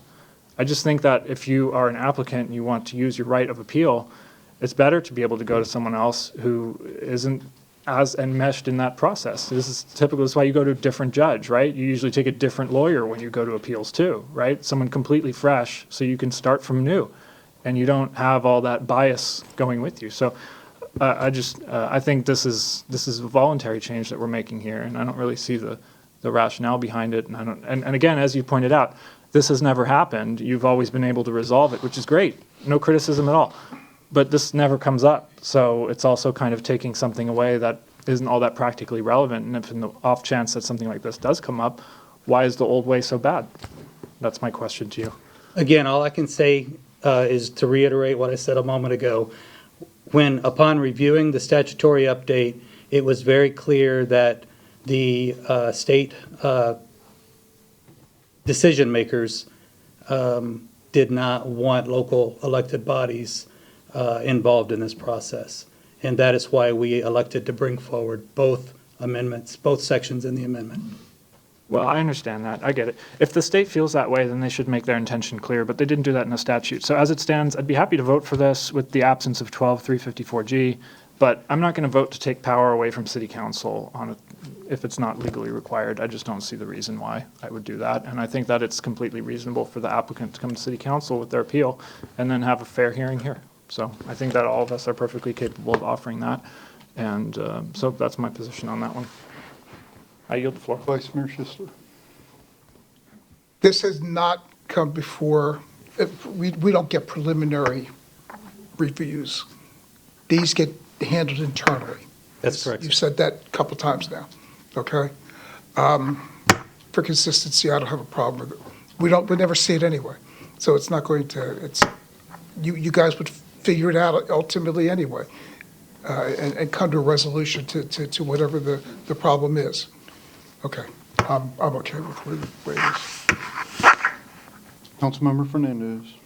I do have a question with, I understand what the statute says, and 12-357 is not an optional change. We do have to do that. However, for practicality purposes, what would happen? I also agree with someone wanting to appeal to a different body versus the body that made the decision. So what would be the actual practical process of if they came to, so working through the DRC process, plat gets rejected and there is no compromise and it's just rejected, and right now they would come to city council to appeal it, and city council is a totally different body and not an employee of the city the same way. So what if the city council at that time said, we disagree with this rejection and we agree with the preliminary plat review? Then it goes to the final review or the final decision, and city staff basically reverts back to the one that city council overrode in the preliminary process, and then, but city staff says, nope, we don't agree with your reversal, and we have the final say, we're the final arbiter of how this will go based on 12-357. I know you're looking there, but if I could please respond. Our code won't allow that to happen. Our code allows a preliminary plat, once it is approved, that is your plat moving forward. The primary differences between a preliminary plat and a final plat is the final plat is when all of the entitlements come on board, when all of the required engineering notations come on board. It's all of the technical legal jargon that has to come on board to that final plat. The sum and substance of the plat, our code will not allow it to change significantly between preliminary and final.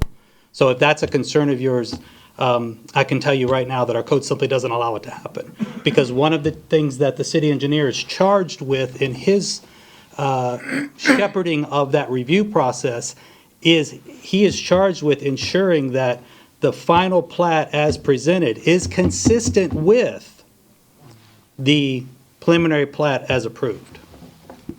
So, okay, so if we keep everything, if we keep 12-354 the same and don't make any changes, then city council theoretically would be a different body for someone to appeal to.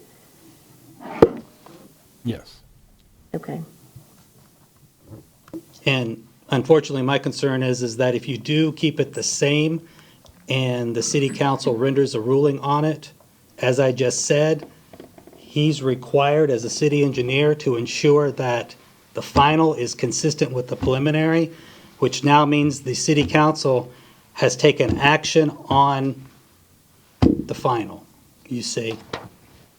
Okay, So even though the intent of the statute was to remove the local elected officials, that inadvertently backdoors it right back in. And that, and I'm not an attorney, I know we have a couple in the room, but that to me seems like a problem.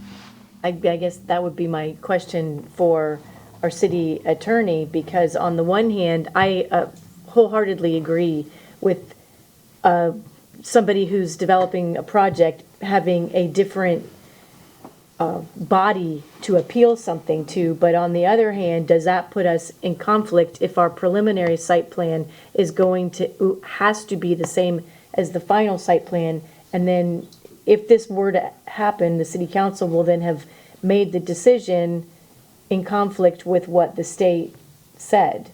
So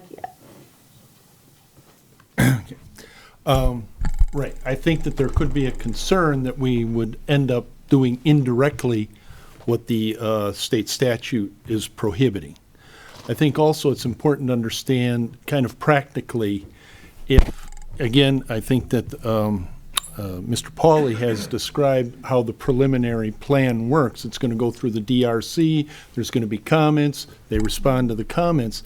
If they were to want to appeal that, for some reason, which I actually don't know if they ever would, but if they did, that's going to cause a delay because it's got to get in front of the city council. And I don't know if that is, what even developers would want. They are going to get another look at it through the city manager, but, a separate set of eyes. He's not involved in the DRC. But I guess to answer your question is I would be concerned that we would a process that would allow the preliminary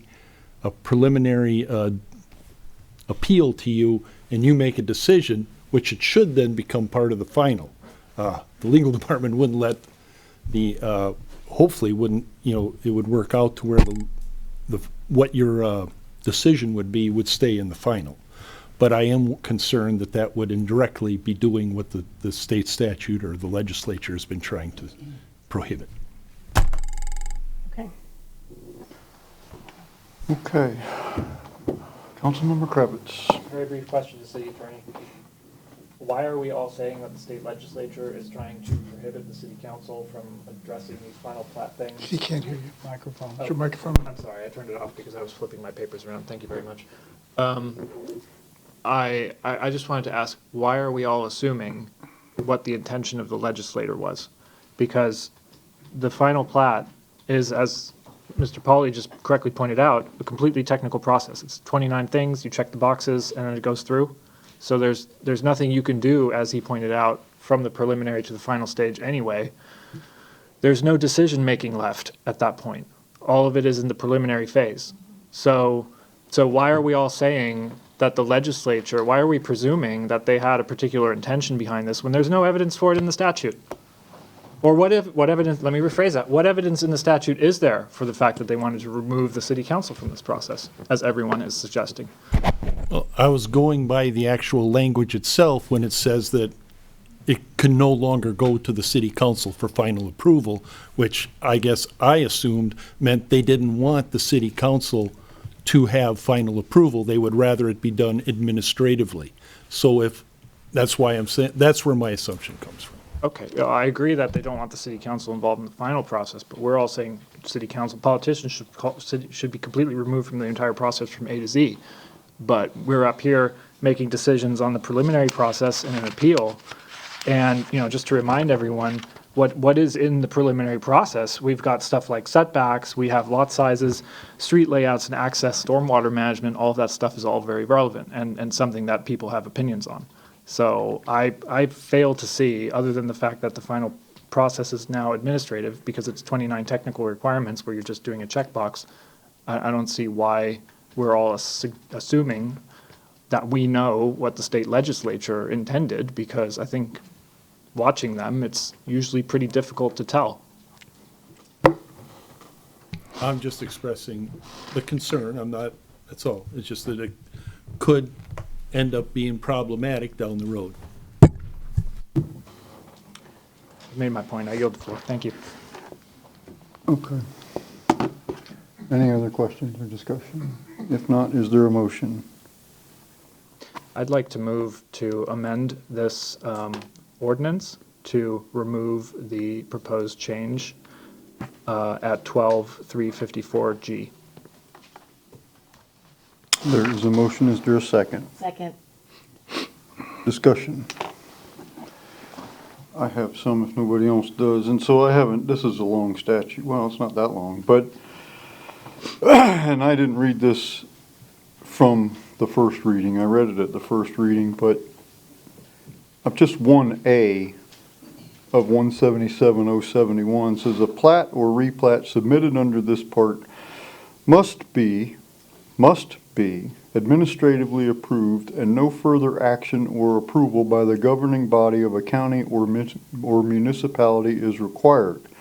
If the plat or replat complies with the requirements of 177.091, the governing body of the county or municipality shall designate, by ordinance or resolution, an administrative authority to receive, review, and process the plat or replat submittal, including designating an administrative official responsible for approving with conditions, or denying the proposed plat or replat.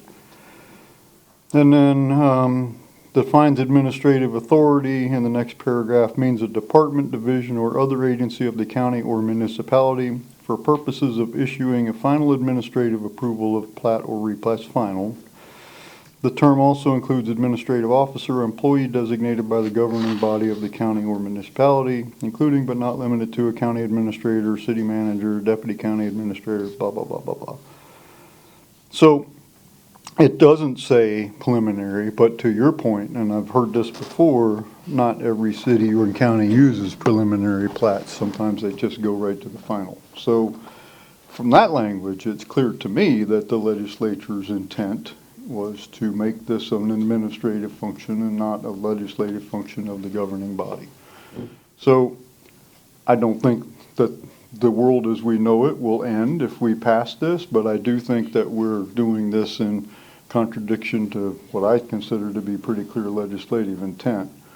Now, I concede that I am not an attorney and I haven't reviewed this and gone back and talked to other people about it, so I could be wrong. But Vice Mayor. Yes, my only comment to all this is that I agree with you. The intent of the statute is to remove the political aspect of it in the review, in the site plan review.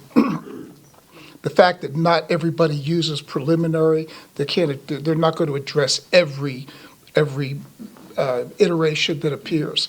If anything, we did anything to this, I would like to see the what was it, 12-354, the preliminary site plan review modified so that there is no appeal process. You guys work it out, okay? I don't want council involved in it because it's going to be interpreted incorrectly, I believe. And then the city manager, it has to happen, but the city manager knows that we're not to code, whatever that puts that person in a very, very awkward position to have to essentially override what council has come back and said, well, we know better than you as far as this goes. So if we did anything, go back and review the 12th, the preliminary site plan section so that, take the appeal process out of it. We don't need it. The kids fight it out in the sandbox. You guys fix it before it ever goes to final.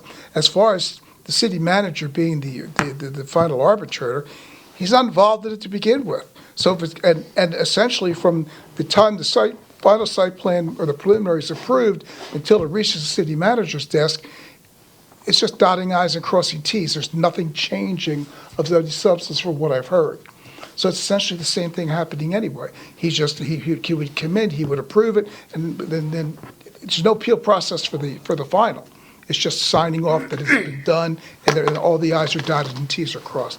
I don't see where we need to do anything different than what's Further proposed. discussion of the motion. Okay, seeing none, all those in favor say aye. Restate the motion. Can we restate the motion, make sure we're on the same page with this? Councilmember Kravitz, could you restate the motion, please? Going off of my memory, the motion was to remove the modification to section 12-354G that was included in the ordinance draft that we have on the table. Okay. Further discussion of the motion? If not, all those in favor say aye. Aye. Opposed? No. Nay. 2 ayes. Did you get that, Madam Clerk? Okay. Yes, sir. Okay, council, is there another motion? Move to approve amendment, move to approve ordinance 1586, amending sections 12357, final plat review, and sections 12354, preliminary plat review of the Land Development Code. There's a motion, is there a second? Second. Discussion of the motion. One comment if no one else. Councilmember Kravitz. I just want to put this on the record. I will be voting no on this because I believe in the separation of powers. I don't think we should give away powers that we have. I think we should guard our powers and make sure that we use them as a tool to help the residents in this city. And as I pointed out, stuff like density, stormwater management, lot setbacks, landscaping, all of that stuff is involved in the preliminary plat review. The situation that we'd have on the table here is that a developer comes in, they make their application is denied, they don't like the outcome of that, then they come to city council for another look. I don't have a problem with that because when they do that, the public will get a notice, they'll get an opportunity to speak. They can come and share their opinions about what's going on, whether they approve of the rejection or whether they disapprove of the rejection, and then we can act as a corrective to the administration, to the staff, if necessary, or we can uphold what they've decided depending on whatever the situation is. So we should keep that as it is if the legislature isn't requiring us to give it up. And I also don't think it's reasonable for us to voluntarily surrender powers in anticipation of some intention that the legislature may or may not have. If they want to do that, then they can make their intention clear. They haven't done that in this case. I feel no obligation to give up powers that the city council currently has that allow us to let the public participate in this process. And so for that reason, I'm just going to be a no vote on this. And with that, I yield my time here. Other discussion of the motion? I just for the record, I don't disagree with everything that you just said, Councilmember Kravitz. As far as giving up local council control, I don't disagree with you. I don't like this new legislative change.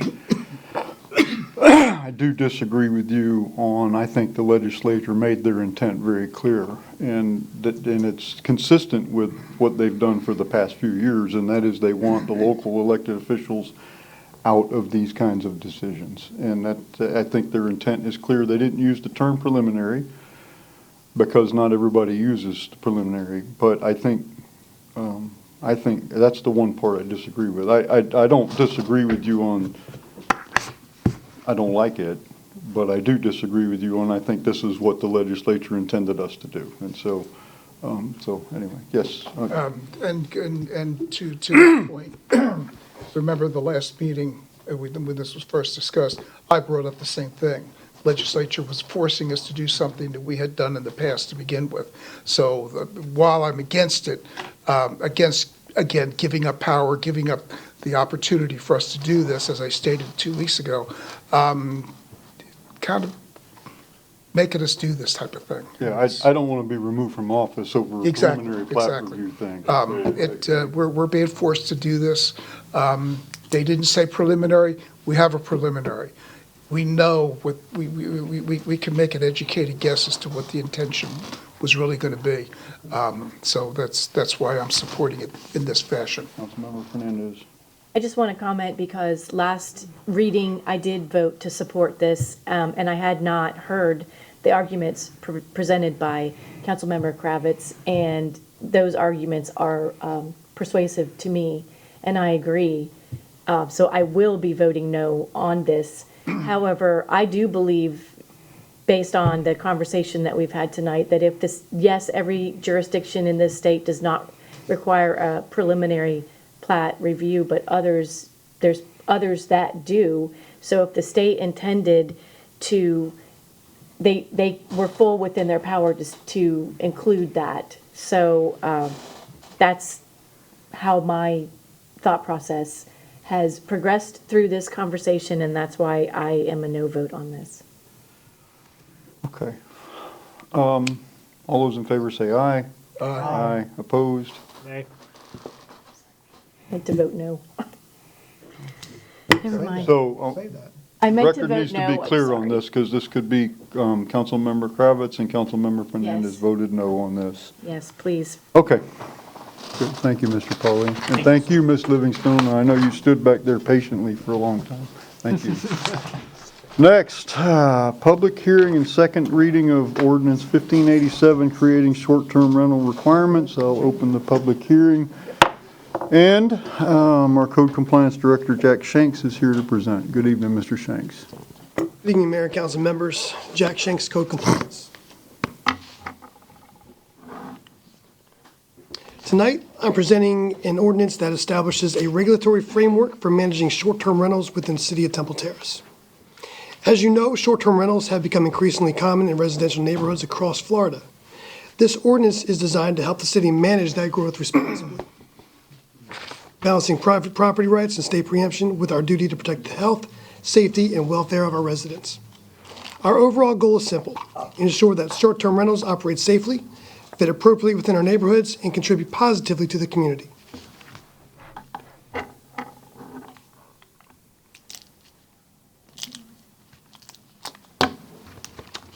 Short-term rentals, often hosted through platforms like Airbnb or VRBO, have created new challenges for cities across the state.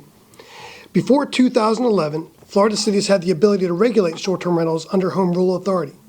That changed when the legislature passed House Bill 883, which preempted local control.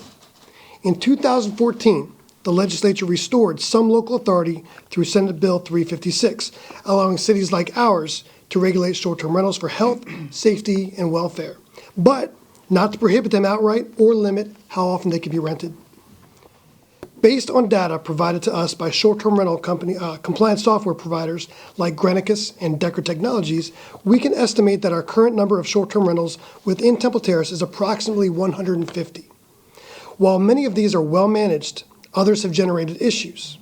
We've addressed complaints at short-term rental properties involving multiple vehicles parked in yards, blocking the right-of-way, trash not being disposed of properly left to become a nuisance, and reports of excessive noise and occupancy levels. Without consistent standards, it becomes difficult for staff and residents to address those impacts fairly and effectively. This ordinance provides a balanced and legally sound way for us to address those concerns while respecting state law. To create this ordinance, multiple jurisdictions were researched. Pinellas County, the city of Bradenton, Daytona Beach, and Anna Maria, amongst others, were reviewed. It was shown that some cities received challenge from the short-term rental operators who viewed the ordinance as over-regulatory or discriminatory. And in those cases, issues were either settled or the ordinance was revisited. Pinellas County's ordinance was created with those challenges in mind and is fair and beneficial to the residents and short-term rental operators alike. I did meet with my counterpart in Pinellas County Code Enforcement to talk through their wins and challenges that they faced, and those notes were instrumental in the creation of our ordinance. The proposed Temple Terrace short-term rental ordinance uses Pinellas County as a base, but is adjusted to encompass the unique needs of our city. The public purpose of this ordinance is to serve the health, safety, and general welfare of our community. It does that by requiring all short-term rentals to meet basic life and safety standards under the Florida Building Code and Fire Prevention Code, preserving the quiet character and property values of established neighborhoods, promoting accountability among owners and operators, and ensuring fair treatment of both the short-term rental owners and our residents. Ultimately, this is about ensuring that everyone, residents, visitors, and property owners, can coexist safely and respectfully. This ordinance creates a clear and structured system for short-term rentals in the city. First, it establishes a certificate of use program. All short-term rentals must apply for and maintain a certificate of use, which is valid for 1 year. Before the initial certificate is issued, our fire department will inspect the property to confirm that it meets minimum life safety requirements. That inspection will be repeated every 2 years thereafter. Second, it establishes a registration fee of $200 per property per year. That fee helps offset the administrative and inspection costs associated with the program. It sets operational standards. Maximum occupancy is limited to 2 persons per bedroom plus 2 additional occupants. In review of other local ordinances, including Sarasota, Pinellas County, and Orlando, this occupancy level is standard. All parking must be off-street. No lawn or grass parking is permitted. In conjunction with Temple Terrace Code 16-7, quiet hours are set between 10 p.m. and 8 a.m. Each property must have a local responsible party available 24 hours a day to respond to emergencies, inspections, or complaints. Basic safety and contact information must be posted inside the unit in a conspicuous place near the main entry door. It includes advertising requirements. Any advertisement must include the property's license and certificate numbers, the maximum occupancy, and parking limits. That way guests and neighbors have clear expectations before a booking occurs. And finally, it establishes enforcement provisions. Violations are handled under Chapter 1, Article 2 of the City Code using the Standard Code Enforcement Board process. The emphasis is on achieving compliance, not punishment. I'd like to take a few moments to highlight how this proposed short-term rental ordinance is not only protective of our neighborhoods, but also fair and beneficial to responsible short-term rental owners. First, the ordinance legitimizes and protects the right to operate short-term rentals within our city. It doesn't ban or over-restrict them. Instead, it creates that structured certificate of use program which allows owners to operate confidently within clear local standards. By aligning with state law, we ensure that owners retain their property rights while the city retains reasonable oversight to protect the community. Second, it protects owners from liability by requiring those safety inspections. These inspections confirm that each short-term rental meets minimum life and safety requirements under the Florida Building Code and the Florida Fire Prevention Code. It's not just about compliance, it's about reducing risk for the owner and ensuring they're operating a safe property that meets legal standards. It levels the playing field. Every short-term rental operator must follow the same rules, meet the same standards, and hold the same certificate of use. This prevents unregulated operators from undercutting compliant ones and creates a fair, competitive marketplace for everyone who plays by the rules. The ordinance offers a streamlined and transparent process for owners. The certificate of use is valid for a full year and renewals are straightforward. If a property changes ownership, there's a clear and predictable 30-day window for the new owner to reapply. That way there's no confusion or sudden interruptions in their operations. The ordinance provides clarity and predictability. Owners know exactly what's required, how to meet parking, occupancy, advertising, and safety standards.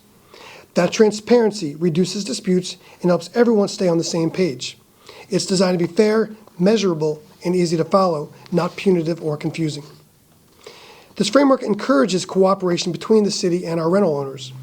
Each rental must designate a responsible party, someone the city can contact directly to resolve issues quickly and professionally. This builds accountability while also showing again that the city's goal is compliance and not punishment. We're aiming to work with our owners, not against them. And finally, this ordinance professionalizes the short-term rental industry in Temple Terrace. It requires proper business licensing through the state, collection and remittance of required taxes, and truthful advertising that includes occupancy and parking limits. That approach rewards owners who operate responsibly and establishes short-term rentals as a legitimate, well-managed component of our local economy. The annual registration fee of $200 per property will cover the cost of inspection, administration, and enforcement, reducing the financial impact on the city's general fund. For property owners and operators, this cost is minimal compared to the average rental income for short-term stays. Overall, the ordinance is expected to have a neutral to modestly positive economic impact because it provides predictability for owners and operators while improving safety and neighborhood compatibility.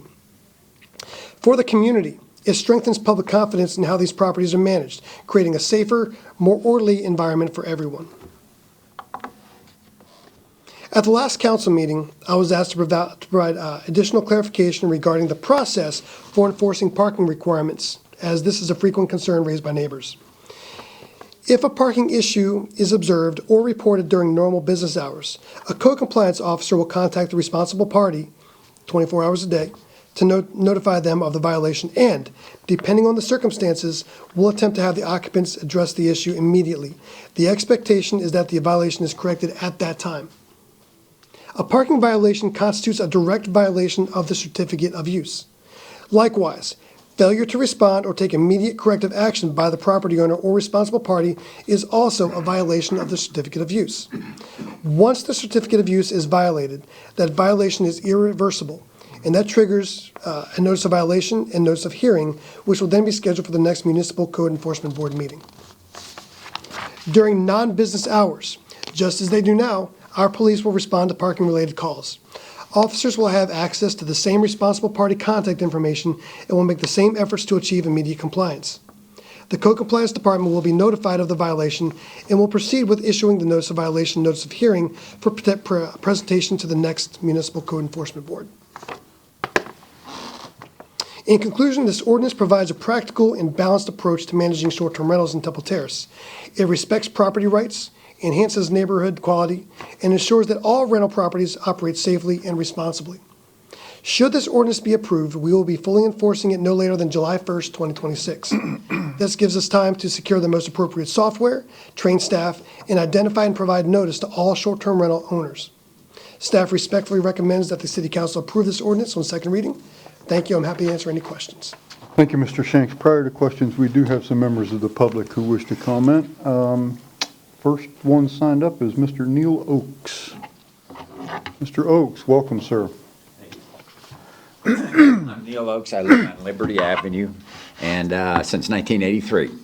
I'm right next door to this multifamily home, vacation rental, motel, whatever you want to call it. There's a whole lot of reasons why this ordinance needs to be passed and should be passed unanimously. There's, as mentioned, there's traffic problems at the corner. There's right at the corner, there's double yellow lines, you can't leave your lane, but they have vehicles parking in there. It's an accident waiting to happen. My understanding is he got no permits, and he made significant structural and electrical changes. Remember what happened in Palisades Park last year, California? Neighborhoods completely burned down. 22 feet away from me, I've got a house with no electrical permits. This is not the same as putting up a privacy fence with no permit. This is doing electrical work. He's got microwaves in some of the bedrooms. Are they big enough to be on dedicated circuits? Did he upgrade his circuit panel? What gauge wire is he using? This is next to my house. And when my granddaughters come to spend the weekend with me, I've got to worry about that. There's a whole host of reasons why this place needs to be shut down, and this ordinance will help do that. You need to get the fire department in there to do inspections. We need to determine if it's safe. There's one thing to have an Airbnb and rent a house out to a family for a week or two or a month. It's still a single family home. This is like a motel. And I've about had it. And I appreciate what everybody in Temple Terrace is doing. Jack has done a phenomenal job in his department trying to work through this. He really has. I don't fault anybody here. It's just unfortunate what's happened. But we got to take charge. This will spread all over Temple Terrace when you have 5 rooms, and by the way, they all have exterior doors and locks on them, like a motel. Do you know how much money he's making? It's going to spread throughout Temple Terrace unless we take back control of our single-family residential areas. And by the way, one last thing.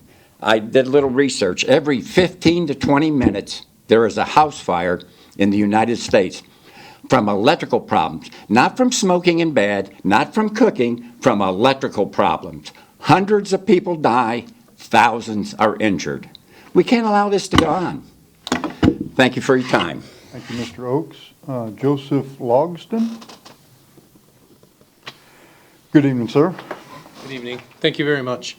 I am Neil Oakes' neighbor, and I just want to say that I would like this to go through because I live right next to him. And for all the reasons that he did a phenomenal job saying everything that needs to happen for safety and for all the other reasons for Temple Terrace not letting this go and spread through. Again, I would like to thank Jack and his department, his staff for doing tireless work for this, for you guys hearing it and knowing that it could just as easily affect anyone else's homes as it would ours and on our street. So thank you very much. I appreciate it. Thank you, sir. And Sandra Logston.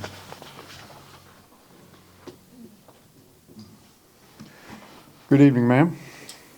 Good evening. I'm Sandra Logston. I live on Liberty Avenue also, and I think that this ordinance would do a tremendous amount to help keep Airbnbs or the other ones in check, because all of the code violations that have gone on and the issues with that, this ordinance would help to solve all of that. And it would also, I mean, right now, our street's kind of a scary place to be living, and that's kind of sad for Temple Terrace. And I've been Temple Terrace since 1984, and I've never seen anything like this going on. So we hope that you will support this ordinance because it will help Temple Terrace be a safer place. Thank you. Thank you, ma'am. And Karen Woes. Welcome back. And it's Wah, like line bar. Sorry. Okay. I didn't intend to speak about this, but our next door neighbor, who we welcomed a couple of years ago and did a lot of help for, and invited him to dinner, and we had a new neighbor, and we were trying to make him welcome, and we went out of our way to help him, as did all the neighbors around us, only to find out that he left and turned it into an Airbnb and Verbo. And since then, there's been a steady stream of people coming in and out. One of the things that this does not address, nor does Airbnb, nor does Verbo, is I never know. Just steps from my driveway, which comes all around the back of the house. I have 4 granddaughters, 10 to 1.5. I don't know, and they don't know, whether there's a sex offender next door. That is a glaring error to me. I am terrified every time I see somebody new over there that I'll never meet. Don't know how long they're staying, don't know how loud they'll be, or how much light is coming in my bedroom at night. But the biggest thing that I worry about is my granddaughters riding their little bikes up and down that driveway. That is a glaring error, gentlemen, glaring. Who do I call and who is responsible once that tragedy happens, God forbid? The police? These people may be long gone. It might be quite a while before I find out. It's something you need to think about and address. It's not just parking on the grass, although that's irritating, I'm sure. It's a bigger issue than that. And the more empty houses there are on these streets, the more you're going to be seeing it, and I'm sure this will come up. So I just wanted to be the first to remind you that it will happen. I hope it doesn't happen to my family or anybody else. But unless you make it a requirement, a check, who knows? I ask you to think about it. Are there other members of the public who wish to address this? Mr. Loeb. I didn't plan on talking about this either, but there are a couple of things. I want to kind of follow up with this lady's point about absentee owners, about the notification of absentee owners, rather or not. The person buys a place, then they just let it go and do what they said. In other words, how would you be able to enforce this with absentee owners? And then the other thing I was thinking about was the fire inspections. I hope this, I don't know if you all can do this yourselves, but maybe through the League of Cities, that you ought to be negotiating with the insurance companies to get reductions upon fire insurance premiums and other insurance premiums if you're going to go through all these inspections. That's fair. There should be a lesser risk on those things, and that therefore the savings should be passed on to the people, and this might give some of these people, the rental people, a little incentive, lesser fire insurance, in order to cooperate with you all. Thank you, Mr. Loeb. Are there other members of the public who wish to comment on this? Mr. Shanks, there is a section in here that addresses the sex offenders. Would you like to comment on that? Sure. Thank you. To your point, ma'am, there is a section that does require a sex offender check. We haven't gotten to this point yet, but should this be approved, when we get to that point, we're going to design part of our webpage. It's going to have the link directly to that to make it easier for the owners and operators to do that. Now, certain sites like Airbnb actually has that built into it. They can do that through their website, should they choose to opt into doing that. But we're going to make that a requirement for the certificate of use. Council members' questions. Councilmember Fernandez. So can you elaborate a little bit more about what happens if the people who are renting the property violate one of the tenants? So park in an inappropriate location, or exceed the noise allowance, or do something else, and then the owner will get a notification that they need to, either themselves or a delegate come to the code enforcement meeting. But what happens? Do they get fined? Because our typical code enforcement process for an owner is that you receive a notice of violation, you incur a fine for as many days as it stays unfixed, you address it, you come to code enforcement and discuss with that board, and then you maybe pay the fine or get it mitigated or something like that. But this is a little bit different in how the process would work. Correct. So because this is a certificate of use, the violations that occur are directly enforceable by that certificate of use. So anything in this ordinance is going to trigger an immediate notification of violation, notification of hearing.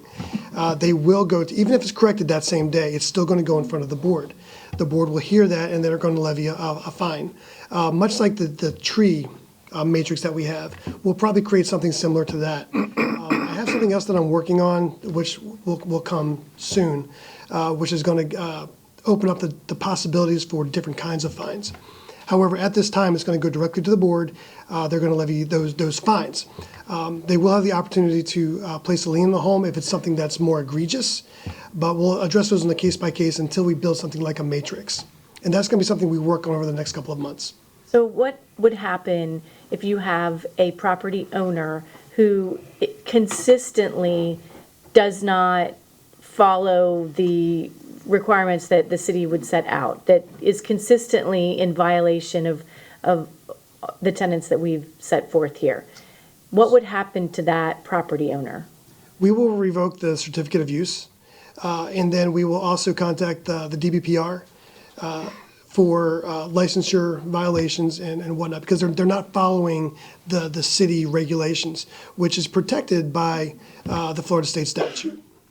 Okay, so because in the past, there has been an issue with localities enforcing any kind of rules regarding a short-term rental of this nature. So we do have some standing here if a property owner is egregious in their management of their business. I mean, it is a business, that we do have some recourse. We do, and we would engage the city attorney to make sure we're doing things the correct way. But I will also say that right now we have approximately 150 short-term rentals. The ones that we don't really know about or see are the ones that are doing it right, and that is most of them. There are probably 4 or 5 that are kind of giving us a little bit of a hard time, and that's because we don't have any policies in place right now to regulate that or enforce. As we move forward, that's going to open the door for more compliance. I don't think we're going to really run into anything that egregious. But if we do, we'll have something in place. Okay, thank you. Other questions? Vice Mayor? Yes, thank you. Thank you for bringing this information back, particularly with the parking. Before I ask my question, just want to, we want to put as much teeth into this as we can. This is why we're going through this exercise, and we have to. This is what we're trying to do with this. Now, we were talking about parking.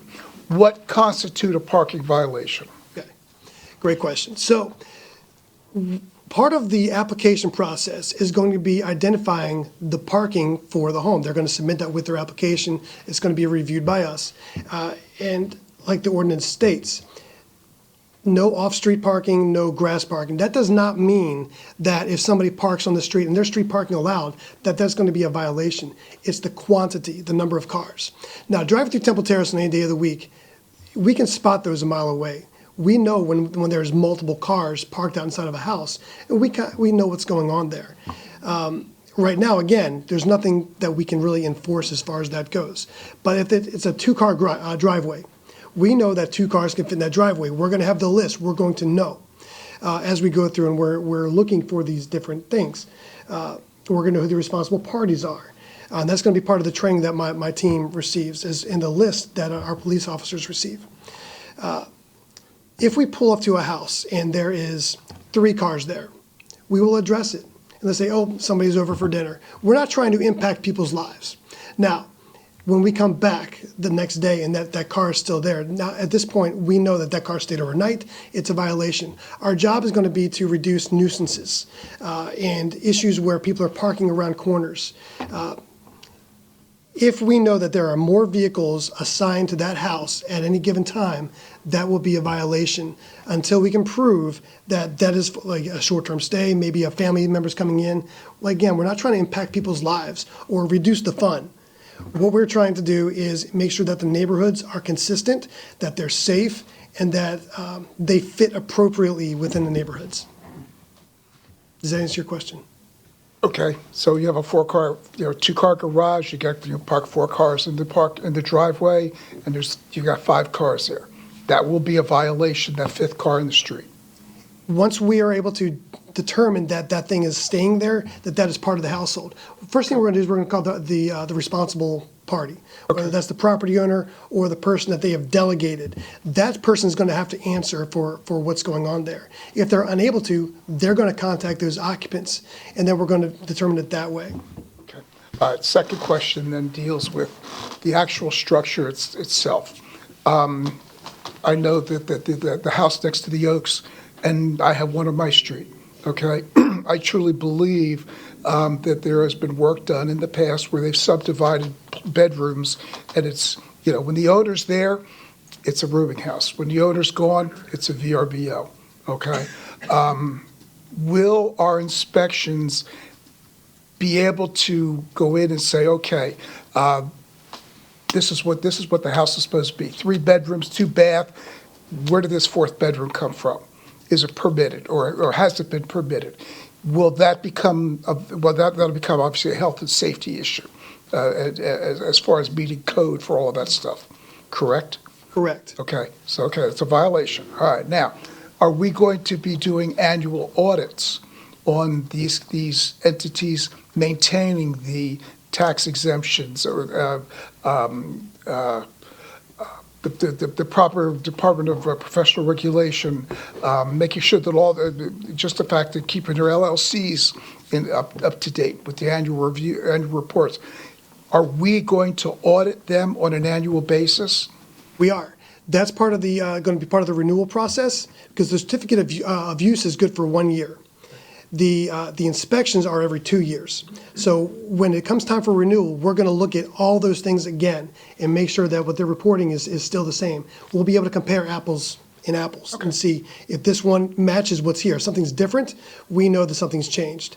And by and large, for the most part, we believe people are doing the right thing, but we will find those that aren't. And at that time, we're going to address those. I agree. There's probably just a small handful of no good nicks doing this. Okay, so let's take it to the ultimate conclusion. We have violations. You bring them to code board, and municipal code enforcement says, okay, you guys you've done this, and I don't know. I hope the fines are significant enough that it makes them a $50 fine is nothing. It's going to have to be a significant fine to make the individual say, well, maybe I ought not do this, and make sure that it gets rectified. And they don't pay. You can't take the property away. You can file a lien against it, but you can't make them not do what they're doing. What's going to be the final arbitrator? I mean, right now if we have a code enforcement issue, we can actually take it to county court. Okay, what's going to be the final arbiter of and methodology to ensure compliance? So what we do have in our corner, when it comes to people that are just really pushing the envelope and trying to get over this ordinance, so we like I mentioned, we can contact the DBPR. I would say what it is, but I can't remember the whole acronym off the top of my head. At the state level, they would do an inspection, make a phone call, and put basically a stop order for renting that. At that point, we could also contact Airbnb or VRBO. Depending on the software that we choose, one of the aspects that we can tap into is they will do that on our behalf. So we have different avenues that we can approach to stop it until they become compliant again. Once they're compliant again, let's do this thing. Okay, thank you. And again, I'm not challenging what you've done, I'm just making sure that we got enough teeth in it so that it We accomplishes. have some other things that we're working on as well that are going to give us a little bit more that we can work with. Thank you for your answers. Thank you, sir. Other questions? Yes. Councilmember Chang. Sorry to ask this, but I'm a little bit confused on the parking again. So if you have a house and you've got the maximum number of cars that parking in the driveway that's allowed, and you have one car parked on the street in front of the front yard, and street parking is allowed in that neighborhood, is that car in violation? Not necessarily. So this is where it's going to come down to our officers and what they're doing, going through, because they drive through the neighborhoods multiple times per day. They'll run through in the morning, there's no car there. They run through in the afternoon, there's a car there. Noted. They're going to call the responsible party, hey, we have an extra car there. They're going to call the people that are the occupants, determine what that car is doing there. Again, it's not to get anybody's business, but it's to maintain the neighborhood, make sure that the people that live there can function appropriately and are enjoying their lives. Once we get that resolved, move on. If it's determined that that person is just staying there, they determine they're going to come in and just be part of the family now, they're going to stay overnight. Now, at that point, it's going to be a violation. And at that point, we're going to go after the property owner with the MCEB. Okay, thank you. Other questions? If there are no further questions, I'll close the public hearing and ask the clerk to read the title of the ordinance.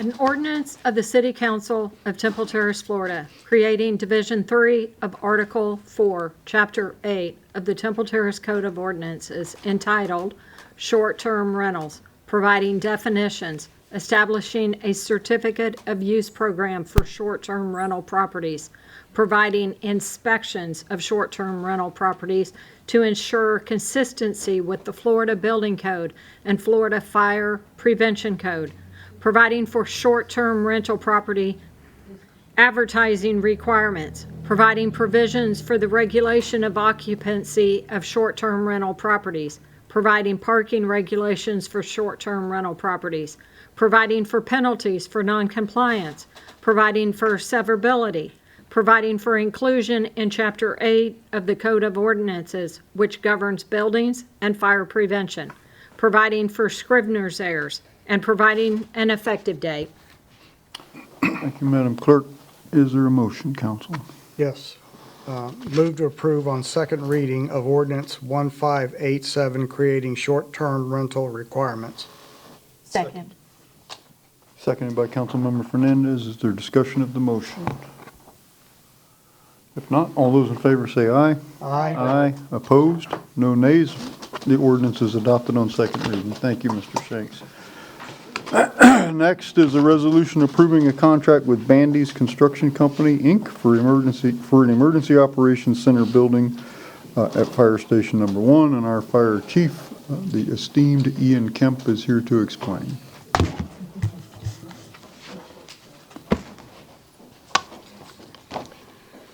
Good evening, Mayor, City Council, Ian Kemp, your fire chief. I'm presenting tonight a resolution approving the contract with Bandy's Construction Company for the construction of the city's Emergency Operations Center. In 2023, the City of Temple Terrace was awarded $4.5 million in state appropriation grant funding for the construction of a new Emergency Operations Center, Resolution 4124. Subsequently authorized the city to enter into an agreement with Applied Services Consulting to provide management services, including preparation for architectural design documents and technical specifications required for competitive solicitation. The new facility will include a hardened emergency operations center, fire administration offices, and a new fire and police communications center. On October 17th, 2025, the city issued a request for qualifications, RFQ, seeking qualified firms to provide building services for the hardened two-story facility. Multiple firms submitted responses following the evaluation of written proposals and 8 firm presentations. the city's selection committee issued a notice of intent to award the contract to Bandy's Construction Company Incorporated. This portion of the project was budgeted $6 million, and the bid received from Bandy's Construction came in under the budgeted amount. The bid package was reviewed by the city engineer and architect and myself and was deemed complete, meeting all project requirements. The proposed contract amount for Bandy's is $5,484,590. This project is funded through the combination of $4.5 million in state appropriations grant funding and $1.5 million in city funds.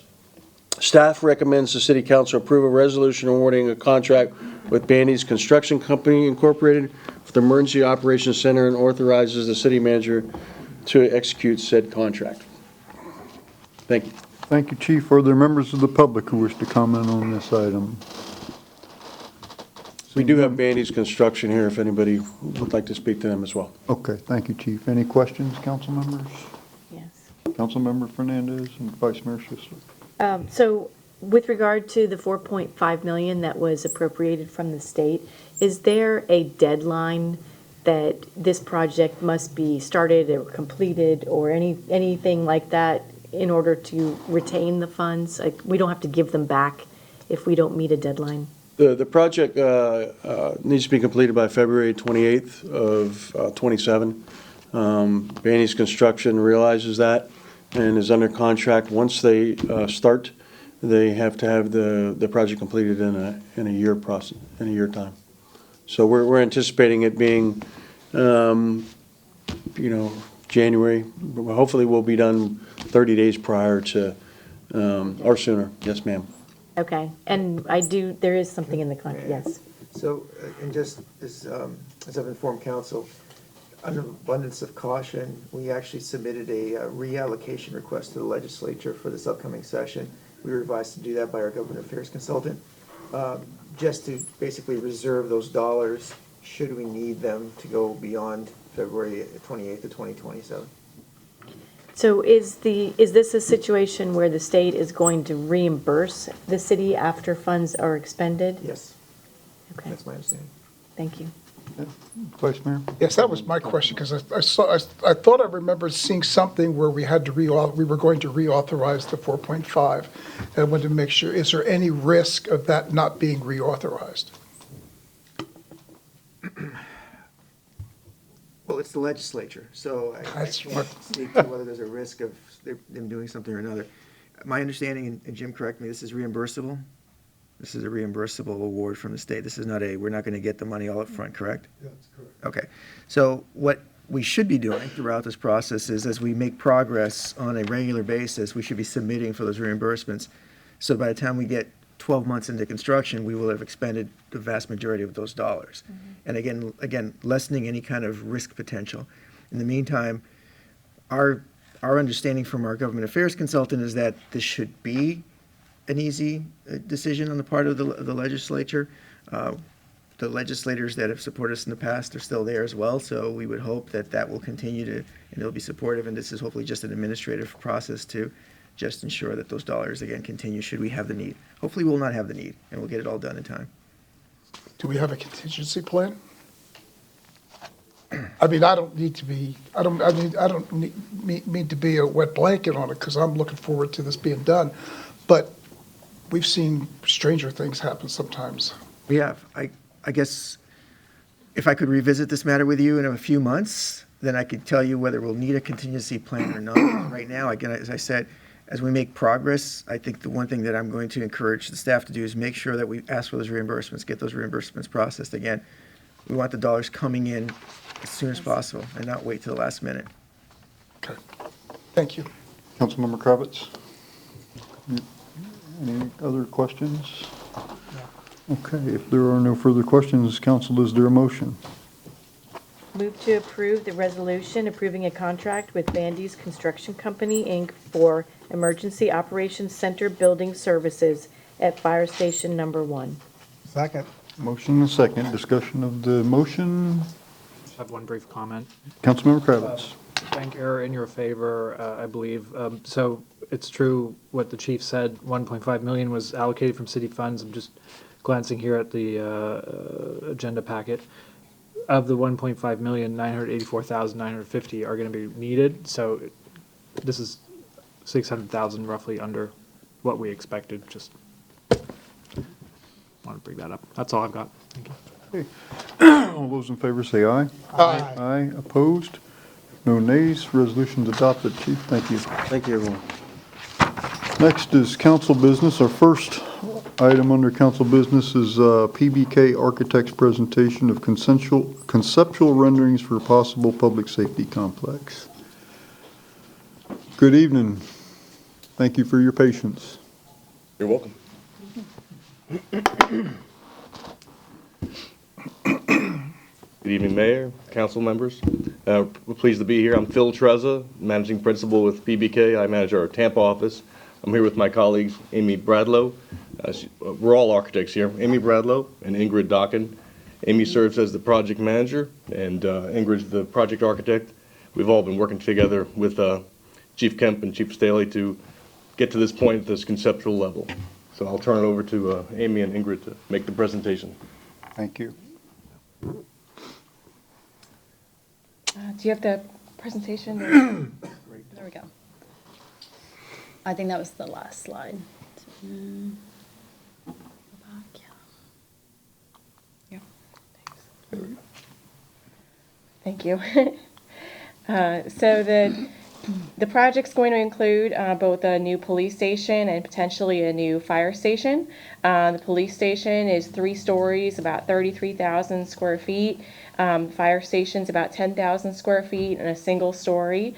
The buildings can either be built together at the same time, or the police station can be built first and the fire station built later as the funds become available or the need is there. There's also room on the site for police and fire training elements. And also in the back corner, you'll see there's a vehicle storage building. That's for specialty vehicles owned by the police. The ground floor of the police department will have public lobby, records, evidence, patrol, and some holding cells. The second floor will have elements that are shared by both police and fire for training. So that'll be a training meeting room and fitness center. And then there's also some office space there for the police for crime prevention and training.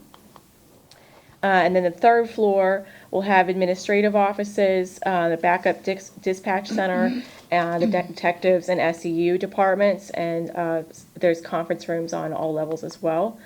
And then the fire department, the split here between the green is basically the living and office space, and the red is the apparatus space and fire support spaces. It'll be a 2-bay station, but both those apparatus bays are double length to accommodate multiple apparatus in each bay. Now Ingrid will talk about the options we have for the exterior appearance. Thanks, Amy. Yeah, so we've prepared two different styles for you all to review today. This first option that I'll show you here is more of a contemporary version of Mediterranean style, if you will, which consists of, as you can see from this view up above, has a mixture of like gable and hip roofs to speak to that Mediterranean style. What we're proposing here would be a roof material, like a metal roof that would emulate clay tile roofs. We'd want to use the metal because that would be more resistant from storm debris, windborne storm debris. Right.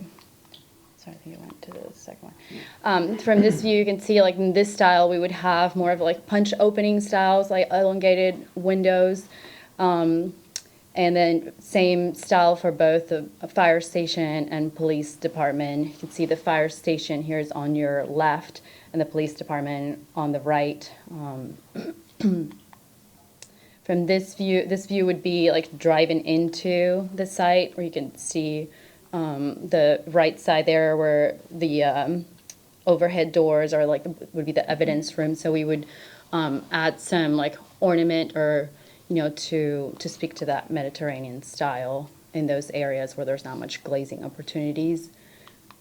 This next option would be of more contemporary style, speaking to, evolving technology, and with more like simplified roof forms. You have like low slope roofs in both buildings.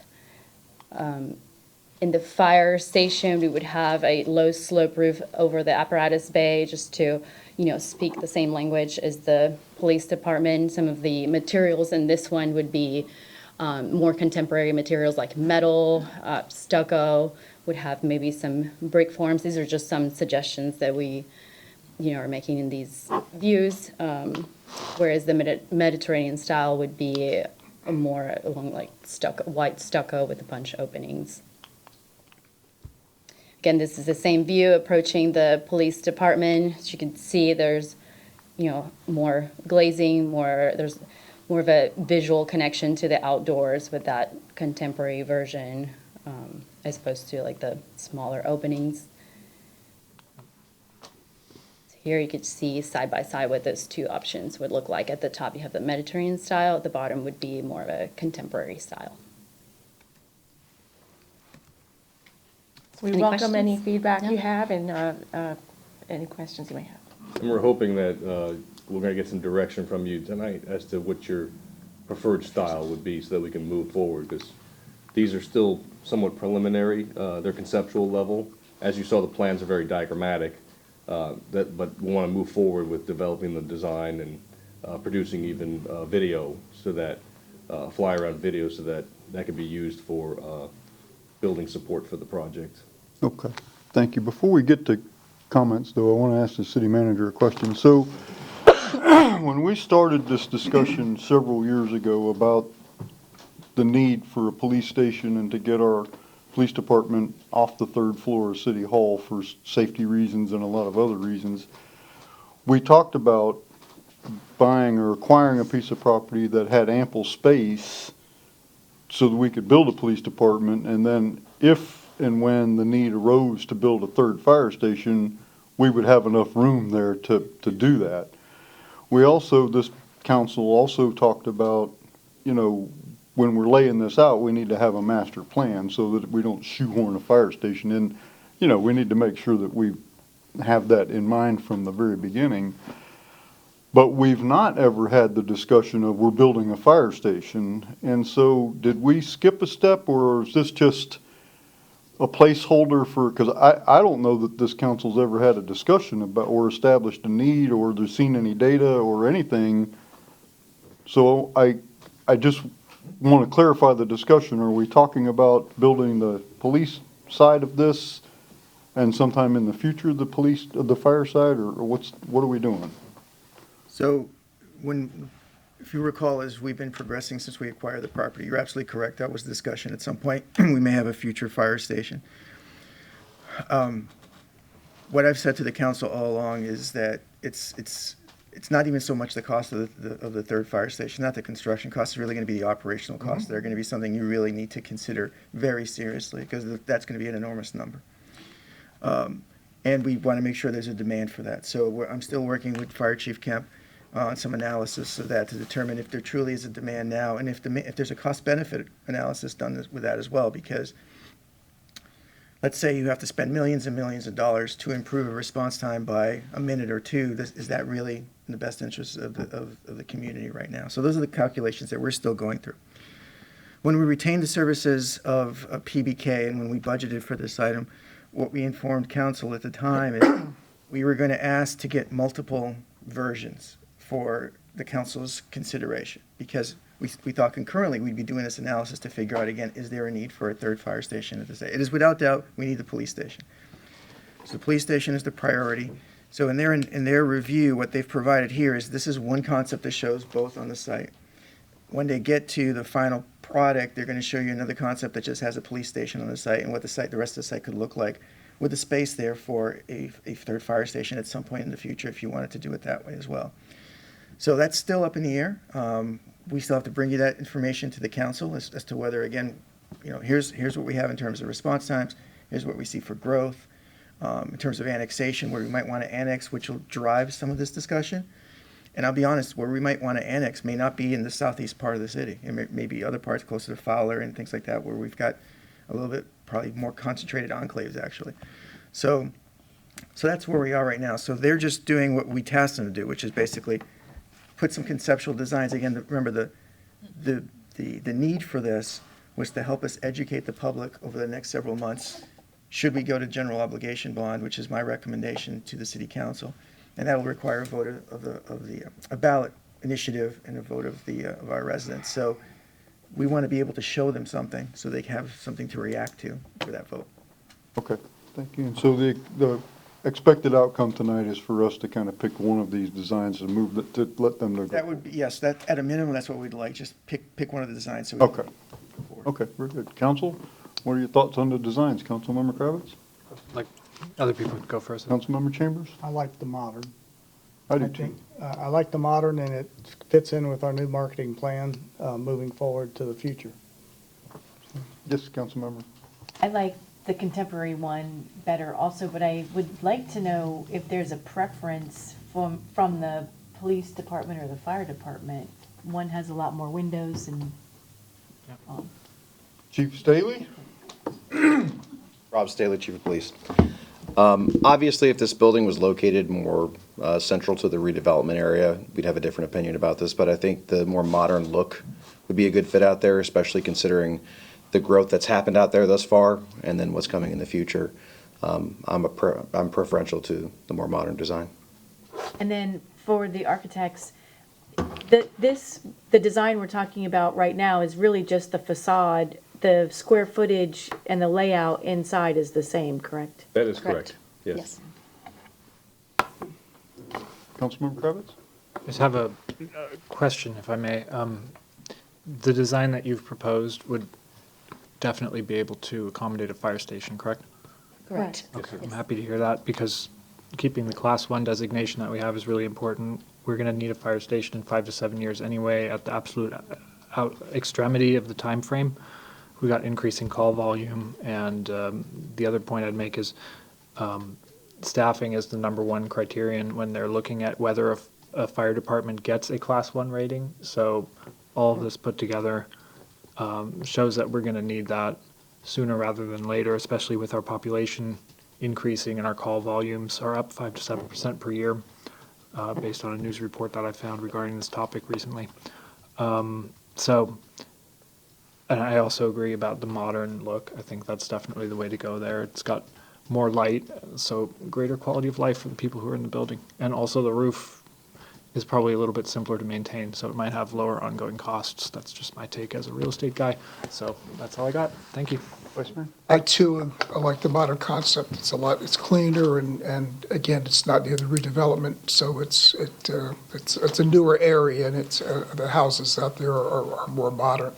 Would the next step, I want to word this properly, would the next step, or you need direction, include, is it just design at this point that you guys are going to do next, or what will be your next step? What are you going to come back to us with? So, correct. Right now, we're under contract to do conceptual design to help with securing the funding through the bond referendum, so to give you all the information you need to pursue that.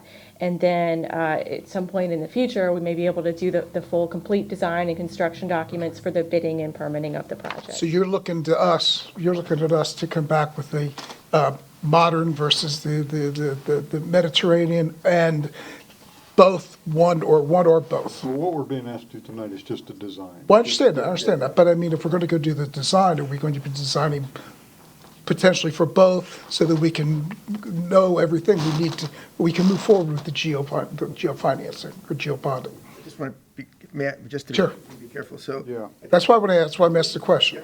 So again, the fundamental question tonight is, which architectural design do you prefer? Okay. That's really That's it. the basic question we have this evening, because that'll allow them to complete this project and move forward.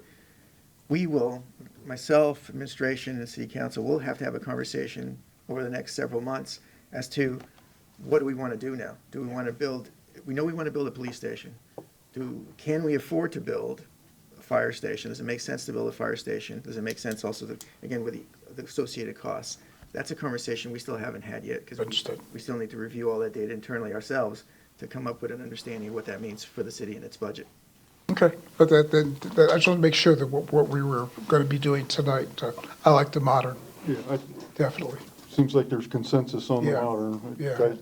Councilmember. Well, I have a question that has to do with the timing of the furthering the discussion, so not about the facade. Okay, well, but they're here for the facade. Yes. We have consensus on the modern, and I'm sensing that you guys like the modern also. We do. Yeah, we do. Yeah, I've kind of subtly picked Looks up. good. on that. It looks Okay. nice. Okay, very good, thank you. Thank you. Thank you very much. Appreciate it. Thank you. Any other council business? I have a Councilmember Kravitz. small point to raise. Question for the city manager regarding the Centennial Committee.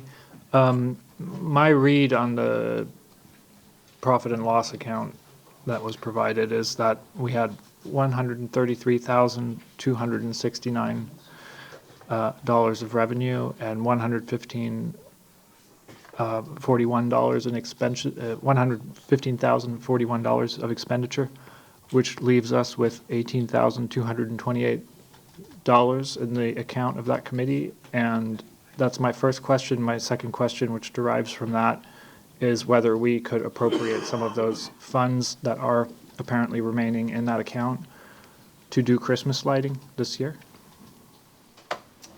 So you are correct. As of yesterday, there is $18,228. There may be some limited outstanding invoices that I'm not aware of, but I don't believe it'd be a dramatic impact on that number. As to your second question, for lighting for this year, we're 9 days away from Christmas, so it would be a little challenging to probably do that. And I want to clarify too, there's been this conversation that somehow we've reduced holiday lighting. Since I've been here, we've not reduced any we haven't touched any holiday lighting or reduced holiday lighting. In fact, we've added some wreaths since I've been here. And I've spoken with people who have lived here in this community for many, many years.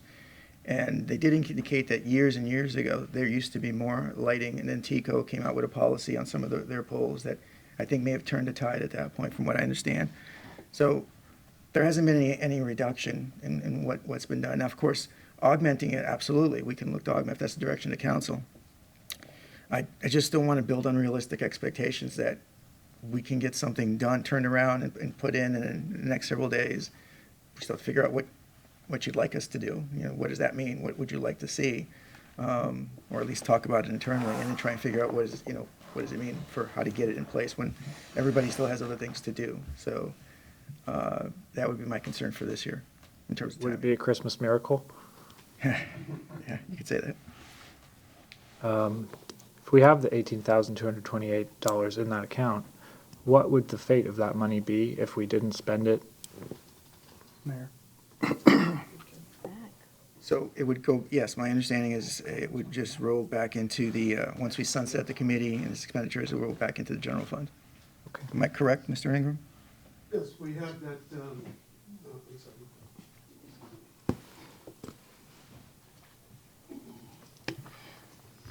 as indicated in the report, we spent, I think it was around $25,000 in overtime, mostly overtime costs for these events, for mostly police and fire, some public works. We haven't charged that. That's not a part of the $115,000.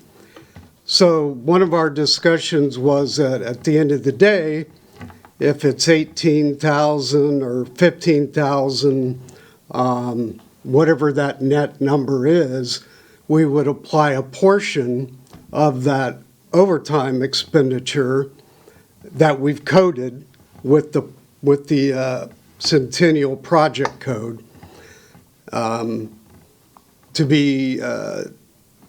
use those funds.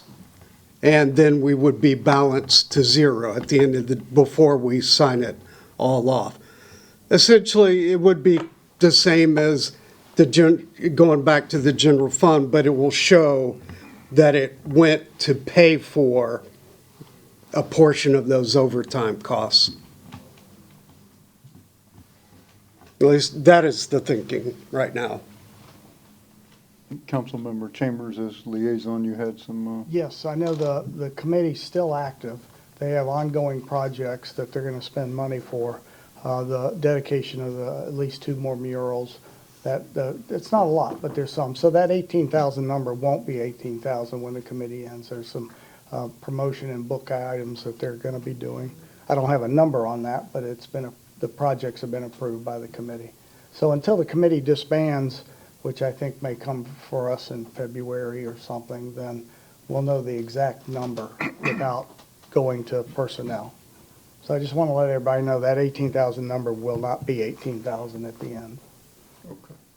You still had the floor for your question.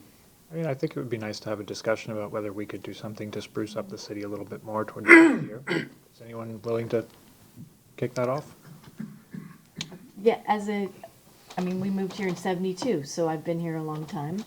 And there were absolutely more decorations. There were larger installations in the front of Lightfoot. There were things in front of City Hall. There were things in front of the library that none of those really engaged the Tampa electric poles. And then there were up and down 56th Street, and these were on the Tampa electric poles, and they were, I guess, designed to look like the pipe streamer style of decoration. And I do remember that Tampa Electric changed their policy for allowing anything on their poles, but then I believe that we moved them off of the Tampa Electric poles and still had something similar to that on the other poles that we have available to us. And it seems like we would still own these decorations somewhere. And I know we've asked about it a few times. So my question is, one, are we able to put more in some places to at least increase what we have? And two, what do we need to do to prepare now for next year? Because I believe these things exist somewhere. And we I might be haven't, able to land the plane here since. we haven't pulled them, like, they're here somewhere, or, I'm not trying to get ahead of you if you Yeah. have a question, but in light of the time also, Yes. I think there's general consensus that we could do better. yes. I think we've all heard from the public, and I don't think we're arguing with the criticism. I think the criticism that we've gotten from the public is generally fair criticism. I don't know about sending us to the Ethics Commission over it, but I think it's generally fair criticism. I think we could do better. So this is really, I would love to do something now, but it's difficult with 6 days left. I mean, it's almost impossible, but I suggest that this is very fixable for next year. All we have to do is make sure that we bring it up during the goal setting in the spring for the budget. And that in the meantime, that gives staff a chance to go through, dig around, see what we have that's old that's still good, or get rid of what's old that's no good. And we come up with some suggestions about what an appropriate amount in the budget would be. And we program it in the budget for next year, and next year we do better. I think we would all agree to that, council member.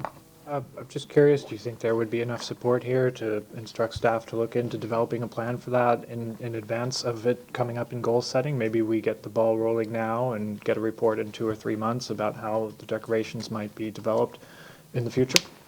I'm quite comfortable that what I just said, Councilmember Baya and our staff is going to produce, I don't think we need Goal to tell them. setting's in 3 months, so, you know, it's. I mean, I have a lot of faith in our staff. I don't think they need to be, Whether we direct them in goal setting or direct them now isn't really relevant. what do you want to do, Councilmember? You want to make a motion? I'd be happy to make a motion. I'm just curious if anyone here would like to support it before I do it. I think we've already done that. We've done that, and done it. if you want to make a motion, I can support it, but I still want to make my comments at some point. Go ahead. Even though I know we've landed the plane, but I'm taxiing. It's not that complicated. It's not. It It's really not. isn't. No, mean, no, it's not. And I think the staff heard us loud and clear, and I don't think we need a motion. And I agree with all that, but I had to make a comment. None of us ever took money out of our budget to support the Centennial Committee out of the Christmas lighting, because that was an accusation, so I want to make that clear. You know, we never did that. So the Centennial money was different than that. I don't think we have any less lighting than this year than we had last year, because we didn't have any last year. Years ago, Councilmember Fernandez is correct, it was on the poles. The TICO poles have been gone for a long time. The city at one time did retrofit every building, the family complex, Lightfoot, Public Works, City Hall, with outdoor outlets. So there were displays at every building. I don't know what happened to all those displays. I know what where the electric is at the family complex in Lightfoot, but I don't know the. So that would be easy to do for next year. I don't know if you can do anything this year. So I think all this is very doable, and we should do it. Now I'm done. He wants to make a motion, Vice Mayor. No, I don't plan to interrupt anyone. Obviously, it doesn't really matter, so let's go ahead and just, Yeah, it doesn't you know, matter. We all want to do it, so let's. I've lived here a long time, and yes, we don't have as much lighting as we did in the past, okay? And yes, they were on TICO poles. TICO made us take them down.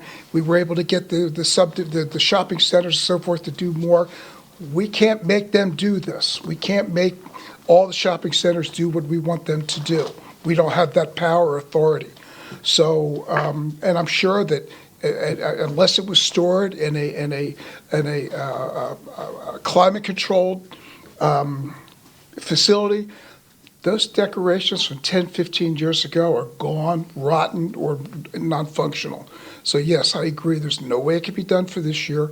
Unfortunately, it's sorry. We just had a massive winter wonderland that encompassed at least half the city in geography with the golf cart parade and the fireworks and everything else. So, I mean, it's not like we ignored Christmas this year. We definitely did not do that. So, you know, nobody's done anything nefarious. Nobody's done anything wrong or malfeasant. So we've instructed staff. We've let staff know this is what we want. I don't see the need for a motion to do this. I'm sure that they're going to come back and present to us a goal setting of what we want to do and what we want to accomplish for next year. That's all I had to say. Councilmember? I think it would be wise to make a motion now, at least just to give people the indication that we're taking it seriously and moving it forward as quickly as we can. So I'll make a motion that we instruct the city manager to explore increasing holiday lighting over the amount used this year for 2026, and that we, sorry, what? Nothing. Go ahead. Oh, no, if you got any input, I'll take it. No, I said, I was going to second. I thought you paused to stop, and I was. I was just going to say that we should receive some guidance with him, from him on that within no longer than 6 months. So. The 6 months, I'll second.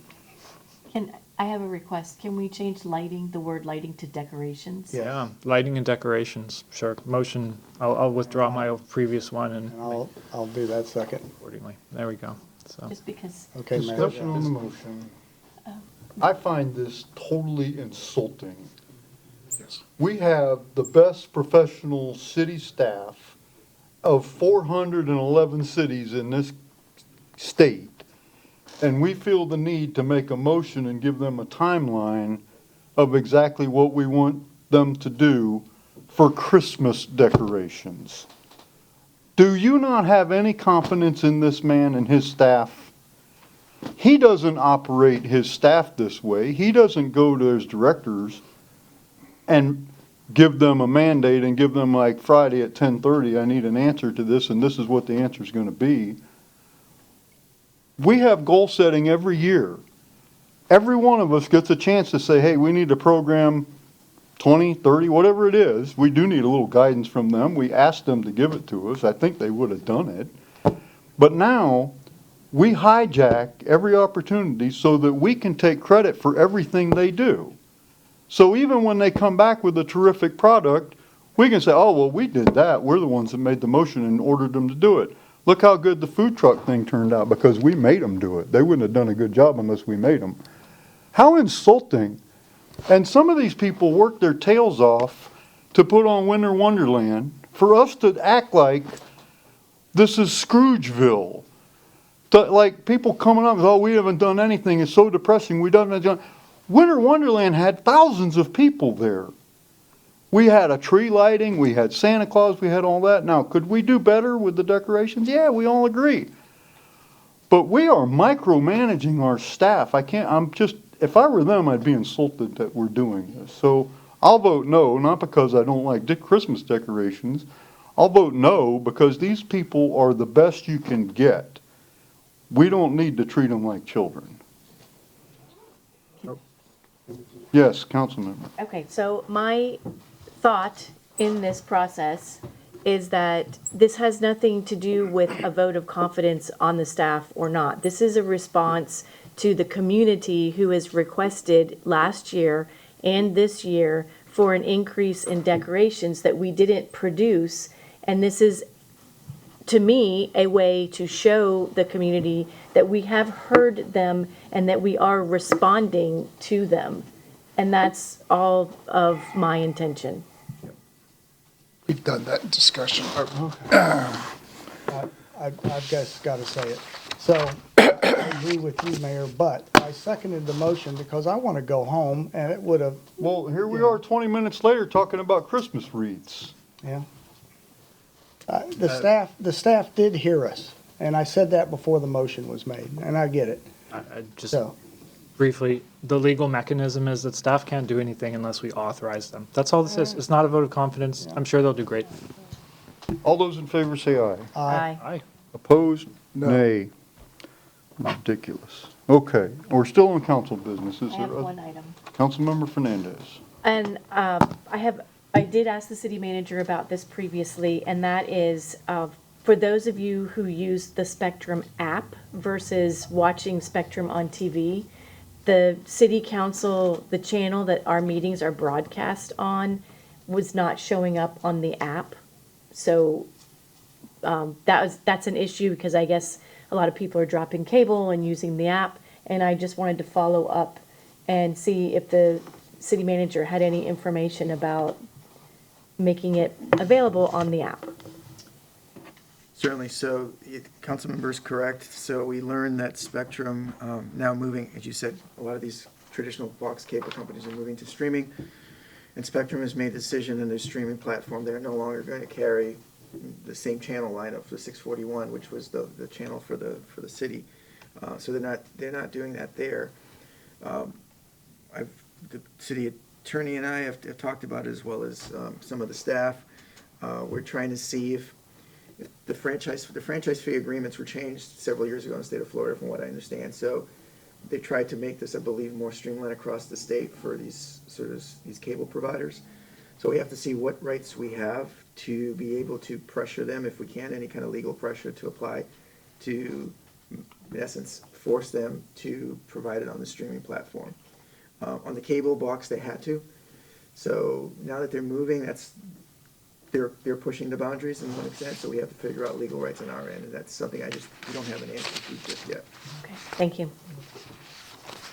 Other council business? Okay. New business or board reports? I do have an item. Councilmember Fernandez. So I was at the Cultural Assets Committee meeting for Hillsborough County, and the subject came up of performing arts space, and this is not something that I expect any decision or even discussion about tonight, but I wanted to put it out there for people to be thinking about, and that is the new Tampa performing arts space is beyond capacity. They are turning people away routinely for rehearsal space and performance space because they're booked. And I did ask what they thought, where a location for a new performing arts center might be a good location, and Temple Terrace was definitely an area, depending on where something were to be built in the city, that might take that overflow and become a very heavily utilized space. So it's not anything that we're going to decide right now, but I wanted to pass that along, that there is an opportunity for potential in the city that would be another space that would be activated and used by a wider community. That's it. Other council business or new business board reports? Okay, Mr. B, are you going to talk about Mr. Rhodes and the sign that he discussed during public comment? Are you going to talk about that during your report? Yeah, if you are, I won't bring it up now, I but, was not planning to, but okay. I think this is more of an issue that concerns the city attorney in terms of. Okay, can you just give us something, if you know? Well, in looking at it, the concern is with any sign ordinance, or, Microphone. I thought I turned it on, sorry about that, is the concern of the free speech rights of people on their private property versus our being able to regulate what they say. At this point, we are in determining and looking at what the sign says, we don't feel that it is running afoul of our code at this time. Okay. And I'm sure staff has spoken with Mr. Rhodes about this. Yeah, okay, yeah. Okay, thank you. Anything else under new business or board reports? I don't want to belabor this issue, but this is the first time I'm hearing anything about that particular sign it being an issue. I don't know, I felt a little blindsided by it because I really didn't know what the circumstances were, what we've done. Something like that, maybe we could be appraised of the issue going forward. I'm not going to make a motion. You hear what we're talking about. If it's at all possible, something that volatile, if we could just be made aware of it in some capacity. That's all. Yeah. Okay, city manager report. Happy holidays, everybody. Oh, I have a question for you. I Sorry. was almost there. It's a short question, but it does pertain to Fire Station 3. And I just wanted to know, we are not making a decision tonight, and we're not discussing tonight the validity of moving forward at the same time as the police station, and none of that is up for discussion tonight, but I would like to know when we would be talking about the data that you're compiling, and when we will be discussing the reasonableness of the timing of that fire station and building them separately, building them together, because when we go out for a general obligation bond, which seems to be one of the ways that we would fund this, we're going to need to know, one, what to ask for, and two, if we know the full project cost, we ask for the full project in the bond obligation, but then we don't have to take all of it at once. We could take it in increments, but that's going to all be part of the discussion, and so we're going to need to know a lot about the timing for that fire station. Correct. So in the last week, I've just received the data from the fire department over the last week, initial data draft that I'm looking at right now in terms of the supporting justification for the third fire station. These are conversations I'm going to have with the fire chief, the assistant city manager as well. We're looking at all of that. You are correct. We need also because time is quickly going by. Yeah. So I would imagine that we will be, before you having this conversation, I wouldn't be surprised if we do it either in January or February at the latest to help you understand the issue, and then you have to make a decision and direct us. And then from that point is, if you remember, bond counsel has spoke with us over the summer. Then there's a series of steps we have to do. There'll be a resolution the council will have to approve, basically moving forward towards a ballot question. Bond counsel will help us with that. We also will have to determine, glad you brought it up into this issue, because we're going to have to determine strategically which ballot you want to be on. I think initially we were thinking about the general election in November. But with this flux right now, these 8 potential proposals in the legislature, all dealing with property taxes, that will make for a very convoluted ballot if all of those, were on there. So we may want to consider being on the primary ballot. That's what the bond council also advised in the summer. Just, think about it strategically, what would make most sense for our issue to get the most traction for consideration by the public. So those are the things we're hoping to flesh out over the next couple of months. And we'll be here in council discussing them. Okay, thank you. City Attorney's report. Happy holidays, everyone. Thank you. Any other business to come before the council tonight? Thank you, guys. If not, we will stand adjourned.